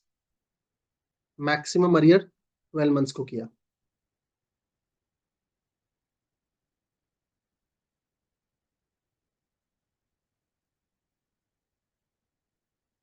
ठीक है। ऐसा हो सकता है जब आपने सेकंड वेरिएबल को इंक्लूड किया तो फर्स्ट वेरिएबल में आपका जो पी वैल्यू है सीसी यूटिलाइजेशन का वो आपका 5% के ऊपर आ जाए या VIF 5 के ऊपर आ जाए। अगर ऐसा है तो आप एग्जिस्टिंग वेरिएबल को रिमूव भी कर सकते हो स्टेप वाइज के अंदर, राइट। तो स्टेप वाइज में we have a forward step and then हर एक फॉरवर्ड स्टेप के साथ हम लोग देखते हैं कि एग्जिस्टिंग जो आपके वेरिएबल्स है क्या उसमें स्टैटिस्टिकल इनसिग्निफिकेंस आ रहा है या मल्टी कोलिनैरिटी का प्रॉब्लम आ रहा है, तो आप एग्जिस्टिंग वेरिएबल्स को रिमूव भी कर सकते हैं। मतलब एक बैकवर्ड स्टेप भी आ गया। This is called step wise. Is this clear? Clear है सबको? फॉरवर्ड, बैकवर्ड और स्टेप वाइज में डिफरेंस क्लियर है कि नहीं? ठीक है। अच्छा, एक क्वेश्चन आया है कि फॉरवर्ड करते वक्त अगर मैं एक वेरिएबल को इंक्लूड कर रहा हूं जिसके बेसिस पे AIC reduction is the highest but उसका पी वैल्यू जो है वो ग्रेटर देन 5% है तो मैं उसको इंक्लूड नहीं करूंगा। मैंने बोला ना ट्रेडिशनल टेक्निक्स में हम लोग परफॉर्मेंस और एजम्पशंस दोनों पे ध्यान दे रहे हैं। तो अगर मेरा सीसी यूटिलाइजेशन के कारण AIC रिडक्शन हाईएस्ट है बट उसमें मल्टी कोलिनैरिटी का प्रॉब्लम है या पी वैल्यू ग्रेटर देन 5% है तो मैं उसकी जगह किसी और सेकेंड बेस्ट वेरिएबल को इंक्लूड करूंगा। Is that clear? तो आपको परफॉर्मेंस पे भी ध्यान देना है, आपको एजम्पशंस पे भी ध्यान देना है। फॉरवर्ड सिलेक्शन में start with null, include one variable, जिससे आपका AIC रिडक्शन हाईएस्ट है। वो परफॉर्मेंस पे फोकस हो गया, ऑल्दो आप साथ में एजम्पशंस पे भी ध्यान दोगे। बैकवर्ड में you start with full model, you eliminate one variable, उस वेरिएबल को एलिमिनेट करोगे जिसके एलिमिनेट करने से AIC reduction is the highest. वो आपका परफॉर्मेंस हो गया। बट साथ ही साथ आपको एजम्पशंस पे भी ध्यान रखना है। स्टेप वाइज में आप एक वेरिएबल को इंक्लूड करोगे, देन सेकंड को करोगे, सेकंड के इंक्लूड करने के कारण अगर फर्स्ट आपका स्टैटिस्टिकली इनसिग्निफिकेंट हो गया या मल्टी कोलिनैरिटी का प्रॉब्लम हो गया तो आप उसको रिमूव भी कर सकते हो। ठीक है। फॉरवर्ड में हम लोग रिमूव नहीं करते, एक बार इंक्लूड हो गया तो हो गया। बैकवर्ड में हम लोग ऐड नहीं करते, अगर एक बार ही रिमूव हो गया तो हो गया। और स्टेप वाइज में हम लोग जो है ऐड करके रिमूव कर सकते हैं। Is this clear now? दूसरी साइड पे हमारा मशीन लर्निंग टेक्निक्स है, उसमें आजकल एक नया टेक्निक चल रहा है sequential forward selection. Sequential forward में क्या होता है? Again I will start with null model, मैं एक वेरिएबल को इंक्लूड करूंगा एट अ टाइम। किस वेरिएबल को इंक्लूड करूंगा? जिसको इंक्लूड करने से AIC reduction in the test set is the highest. तो मैं डेटा को स्प्लिट किया हूं इनटू ट्रेनिंग एंड टेस्टिंग ताकि मेरे डेटा में ओवर फिटिंग का प्रॉब्लम ना हो। आप सबको दो वर्ड्स पता है, under fitting, over fitting. Under fitting क्या होता है? ट्रेनिंग डेटा पे ही खराब परफॉर्मेंस करना। ओवर फिटिंग क्या होता है? ट्रेनिंग डेटा पे अच्छा परफॉर्म किया, टेस्टिंग पे खराब परफॉर्मेंस दिया। तो मशीन लर्निंग टेक्निक्स जो है वो ओवर फिटिंग के ऊपर बहुत फोकस करती हैं। तो वहां पर मैं क्या करूंगा? Again if I show the result, मैं क्या करूंगा? I will start with null model and then I will include one variable at a time. मैं कौन सा वेरिएबल इंक्लूड करूंगा जिसको इंक्लूड करने से my AIC reduction in the test set is highest, right. पहले मैं ट्रेनिंग सेट ही ले रहा था ट्रेडिशनल टेक्निक में, मशीन लर्निंग में I will take AIC reduction in the test set is highest. Again sequential backward selection में क्या होगा? I will start with the full model and then I will eliminate one variable at a time. कौन से variable को eliminate करूंगा? जिसको eliminate करने से my AIC reduction in the test set is highest. आपको एक टेस्ट सेट नहीं लेना, आप के फोल्ड क्रॉस वैलिडेशन भी कर सकते हो।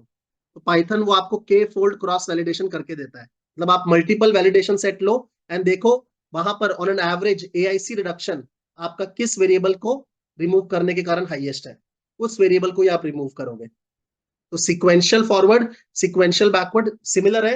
You start with null model, in case of sequential forward you add one variable at a time, जिसको ऐड करने से आपका AIC reduction in the test set is highest, right. आपको एक सिंगल टेस्ट सेट नहीं लेना, आप के फोल्ड क्रॉस वैलिडेशन भी कर सकते हो। सीक्वेंशियल बैकवर्ड में you start with the full model and then you remove one variable at a time. आप उस वेरिएबल को रिमूव करोगे जिसको एलिमिनेट करने से आपका AIC reduction in the test set is highest. अच्छा, एक होता है sequential forward floating and sequential backward floating. Basically ये मशीन लर्निंग में नई टेक्निक्स आई है। Sequential forward floating, sequential backward floating, वो आपकी स्टेप वाइज जैसी है। मतलब सीक्वेंशियल फॉरवर्ड फ्लोटिंग में क्या होगा? You start with null model, आप एक वेरिएबल इंक्लूड करो, सेकंड इंक्लूड करो, सपोज थर्ड इंक्लूड करो। जब आपने थर्ड वेरिएबल इंक्लूड कर लिया ना, एक बारी फर्स्ट और सेकंड को इंडिविजुअली रिमूव करके देखो। क्या रिमूव करने से एआईसी बेटर हो रहा है? हम सिर्फ परफॉर्मेंस पे ध्यान दे रहे हैं। क्या रिमूव करने से एआईसी बेटर हो रहा है? अगर हो रहा है तो रिमूव कर सकते हैं। वो क्या आपका sequential forward floating. You start with null model, add one variable, add second variable, add third variable. जब थर्ड वेरिएबल ऐड किया, एक बार फर्स्ट को और सेकंड को इंडिविजुअली रिमूव करके देखो क्या एआईसी बेटर हो रहा है। अगर हो रहा है तो रिमूव कर सकते हैं। तो इसका मतलब स्टेप वाइज जैसा हो गया, कहीं लिखा नहीं है बट बता रहा हूं, ट्रेडिशनल टेक्निक्स में जो स्टेप वाइज था वैसा ही आज क्या है, सिक्वेंशियल फॉरवर्ड फ्लोटिंग। ऑल्दो नाम थोड़ा सा मिसगाइडिंग है, सिक्वेंशियल फॉरवर्ड फ्लोटिंग। यहाँ पे था खाली सिक्वेंशियल फॉरवर्ड, उसमें मैं सिर्फ इंक्लूड ही करूंगा ये सिक्वेंशियल फॉरवर्ड फ्लोटिंग, जहां इंक्लूड करने के बाद हर एक इंक्लूडेड वेरिएबल को मैं रिमूव करके भी देखूंगा क्या एआईसी बेटर हो रहा है। सिमिलरली सिक्वेंशियल बैकवर्ड फ्लोटिंग में क्या होगा, I will start with a full model. मैं एक वेरिएबल एलिमिनेट किया, देन सेकंड किया, देन थर्ड किया। जब थर्ड किया तो एक बार फर्स्ट और सेकंड को इंडिविजुअली वापस ऐड करके देखूंगा क्या ऐड करने से बेटर हो रहा है एआईसी। अगर हो रहा है तो आई कैन ऐड बैक, तो I can add back. That is sequential backward floating, sequential backward floating. And जो भी हम लोग बोल रहे हैं कि एआईसी बेटर हो रहा है, वो मैं देख रहा हूं किसमें, वैलिडेशन सेट में, के फोल्ड क्रॉस वैलिडेशन के through. sequential forward, sequential forward floating, sequential backward, sequential backward floating. Is this clear or not? एक लास्ट टेक्निक जो बहुत पॉपुलर है वो है recursive feature elimination. Recursive feature elimination में क्या होता है, आप लॉजिस्टिक रिग्रेशन रन करो एंड देन आपके पास सारे फीचर्स हैं, वो सारे फीचर्स को आपको रैंक करना है बेस्ड ऑन देयर इंपॉर्टेंस। आपको फीचर इंपॉर्टेंस के बेसिस पे सारे फीचर्स को रैंक करना है। जैसे लॉजिस्टिक रिग्रेशन में हम लोग रैंक प्रोवाइड करते हैं based on the absolute values of coefficient. Decision trees में हम लोग इंप्योरिटी को देख के रैंक करते हैं फीचर्स को। तो यहां मैं परफॉर्मेंस वगैरह नहीं देख रहा अलग से, मैं सिर्फ फीचर्स को रैंक कर रहा हूं। जैसे मेरे पास यहाँ पे कोएफिशिएंट का वैल्यूज आ गया, उसका एब्सोल्यूट वैल्यूज लेके मैंने क्या किया है, फीचर्स को रैंक कर दिया। जहां मेरा एब्सोल्यूट वैल्यू ऑलमोस्ट जीरो है वो सबसे लीस्ट इंपॉर्टेंट है, जहां मेरा एब्सोल्यूट वैल्यू हाईएस्ट है वो मेरा मोस्ट इंपॉर्टेंट है। तो रिकर्सिव फीचर एलिमिनेशन में आप पूरा मॉडल रन करो सारे वेरिएबल्स को लेके एंड देन फीचर्स को रैंक करना है based on their importance. Logistic regression में हम लोग इंपॉर्टेंस गॉज करते हैं by the absolute values of coefficient. मेरे पास रैंक आ गया, देन आपको लीस्ट रैंक्ड फीचर को एलिमिनेट करना है। Recursive feature elimination, least ranked feature को एलिमिनेट कर दो। तो मैं इस फीचर को एलिमिनेट कर दूंगा, जब इसको एलिमिनेट करूंगा तो मेरे बीटा कोएफिशिएंट तो चेंज होंगे, राइट। अगर मैं मैक्सिमम अरियर बैलेंस 6 मंथ्स को चेंज करूंगा यहाँ पर, मतलब मैंने सारे वेरिएबल्स अगर इंक्लूड किए हुए, for example I am not sure अभी रन होगा कि नहीं, सारे वेरिएबल्स मैंने इंक्लूड किए हुए हैं और फिर मैं एक वेरिएबल को रिमूव करता हूँ, फॉर एग्जांपल ये मैक्सिमम अरियर बैलेंस 6 मंथ है ना, हाँ, रिमूव करता हूँ तो आपके कोएफिशिएंट जो है वो चेंज होंगे, आपके कोएफिशिएंट की वैल्यूज चेंज होंगी। तो जो कोएफिशिएंट की वैल्यूज आपकी चेंज हुई, कोएफिशिएंट की वैल्यूज चेंज हो गई, तो जो कोएफिशिएंट की वैल्यूज चेंज हुई उसके बेसिस पे आप वापस से फीचर्स को रैंक करो, ठीक है, उसके बेसिस पे वापस से फीचर्स को रैंक करो। तो as you can see over here again crashed. बाकी जो आपके वेरिएबल्स बचे अगेन उसमें फीचर्स को रैंक करेंगे and then again least rank feature को रिमूव करेंगे। ऐसे आपको करते रहना है बिकॉज टेक्निक का नाम क्या है, रिकर्सिव फीचर एलिमिनेशन। आप एक बार फीचर को एलिमिनेट कर रहे हो by ranking and then choosing the least important feature, then recursively आपका आउटपुट चेंज होगा and then again you rank the features and remove the least rank feature. तो as you can see यहाँ सबसे पहले मैंने ये रिमूव किया तो मेरे कोएफिशिएंट की वैल्यूज चेंज हो गई। अब नेक्स्ट मेरा लीस्ट रैंक किसका आया है, इसका, तो मैं इसको रिमूव करूंगा। ऐसा मैं करता रहूंगा। सपोज मेरे को 5 वेरिएबल्स ही रखने हैं तो 5 बारी मेरे को रैंकिंग करके रिमूव करना होगा अपने फीचर्स को, least rank features. This is recursive feature elimination, बहुत ज्यादा इंडस्ट्री में आजकल यूज हो रहा है, राइट। उसके अलावा आप फोर्स्ड रिग्रेशन भी कर सकते हो। सपोज आपके मॉडल में ब्यूरो स्कोर और एलटीवी नहीं आ रहा बट बिजनेस के हिसाब से वो वेरिएबल बहुत इंपॉर्टेंट है, तो आप फोर्सफुली इनको इंक्लूड करके रखो एंड देन बाकी वेरिएबल्स को जो है उसके ऊपर फॉरवर्ड करो या बैकवर्ड करो या स्टेप वाइज करो, जो करना है करो, बट ये आपको इंक्लूड करनी है बिकॉज बिजनेस रिक्वायर्स हो, राइट। उसके अलावा कुछ सीक्वेंशियल रिग्रेशन भी होता है जहां पर मैं सीक्वेंस प्रोवाइड करूंगा कि मेरे को वेरिएबल्स इन्हीं सीक्वेंस में ऐड करने का डिसाइड करना है। क्यों? बिकॉज कुछ लीस्ट इंपॉर्टेंट फीचर्स है, मतलब इंपॉर्टेंट नहीं है मैं उनको ऊपर रख रहा हूँ ताकि वो मेरे मॉडल के अंदर घुसे। मतलब as per the data LTV important नहीं है, बट मेरे बिजनेस के लिए वो बहुत इंपॉर्टेंट है, तो मैं जान के उसको नंबर 1 पे रख रहा हूँ ताकि उसके घुसने का चांस बढ़े। तो मैं एक सीक्वेंस में वेरिएबल्स को चेक करूंगा।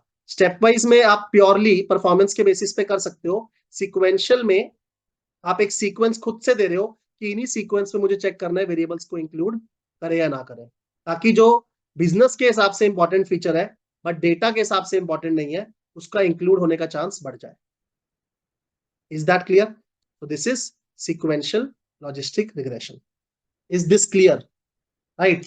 विद दिस हमारा ई और जी भी कवर हो गया। तो ये पूरा का पूरा कैटेगोरिकल मैंने कवर कर दिया, पूरा का पूरा कैटेगोरिकल कवर कर दिया। As you can see, coefficient estimation हमने एमएलई टेक्निक देखा, एजम्पशन चेकिंग हम लोगों ने इसमें मल्टी कोलिनियरिटी देखा यूजिंग वीआईएफ, फिर हमने इंडिविजुअल टी टेस्टिंग किया, वॉल टेस्ट, हमने ज्वाइंट हाइपोथेसिस टेस्टिंग किया, लाइक्लीहुड रेशो टेस्ट, हम लोगों ने एग्जॉस्टिव वेरिएबल सिलेक्शन किया, ट्रेडिशनल टेक्निक्स, मॉडर्न टेक्निक्स, हम लोगों ने जनरलाइजेशन देखा।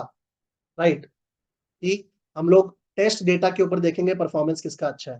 देन हमने एरर एनालिसिस किया, पियर्सन रेजिडुअल, डेवियांस रेजिडुअल, हमने आर स्क्वायर निकाला, explanatory power of the model, information criteria निकाला which is like penalized R square, जो एक्यूरेसी को रिवॉर्ड करता है, कंप्लेक्सिटी को पिनलाइज करता है। एंड देन हम लोगों ने डिस्क्रिमिनेटरी पार्ट चेक किया मॉडल का, एंड लास्ट में ऑस्मेयर लैम्शू टेस्ट किया। राइट, तो ये पीपीटी सबको प्रोवाइड की जाएगी। एक्सेल शीट जो हमारे क्रेडिट रिस्क के रजिस्टर्ड स्टूडेंट्स हैं उन्हीं को प्रोवाइड की जाएगी, because I can not provide a tool like this, but PPT I will be sending to everyone via email, and recording I'm not sure this class will be uploaded on YouTube or not, but I hope the content is clear. Presentation को आप देखिए, मैंने काफी detail में सारे screenshot भी डाले हैं, एंड जो लोग क्रेडिट रिस्क मॉडलिंग मेरे साथ कर रहे हैं, they can look at the Excel sheet as well and see all the details that I have done in the Excel. Right? So this is all from my side. Thank you very much for attending this webinar on Sunday.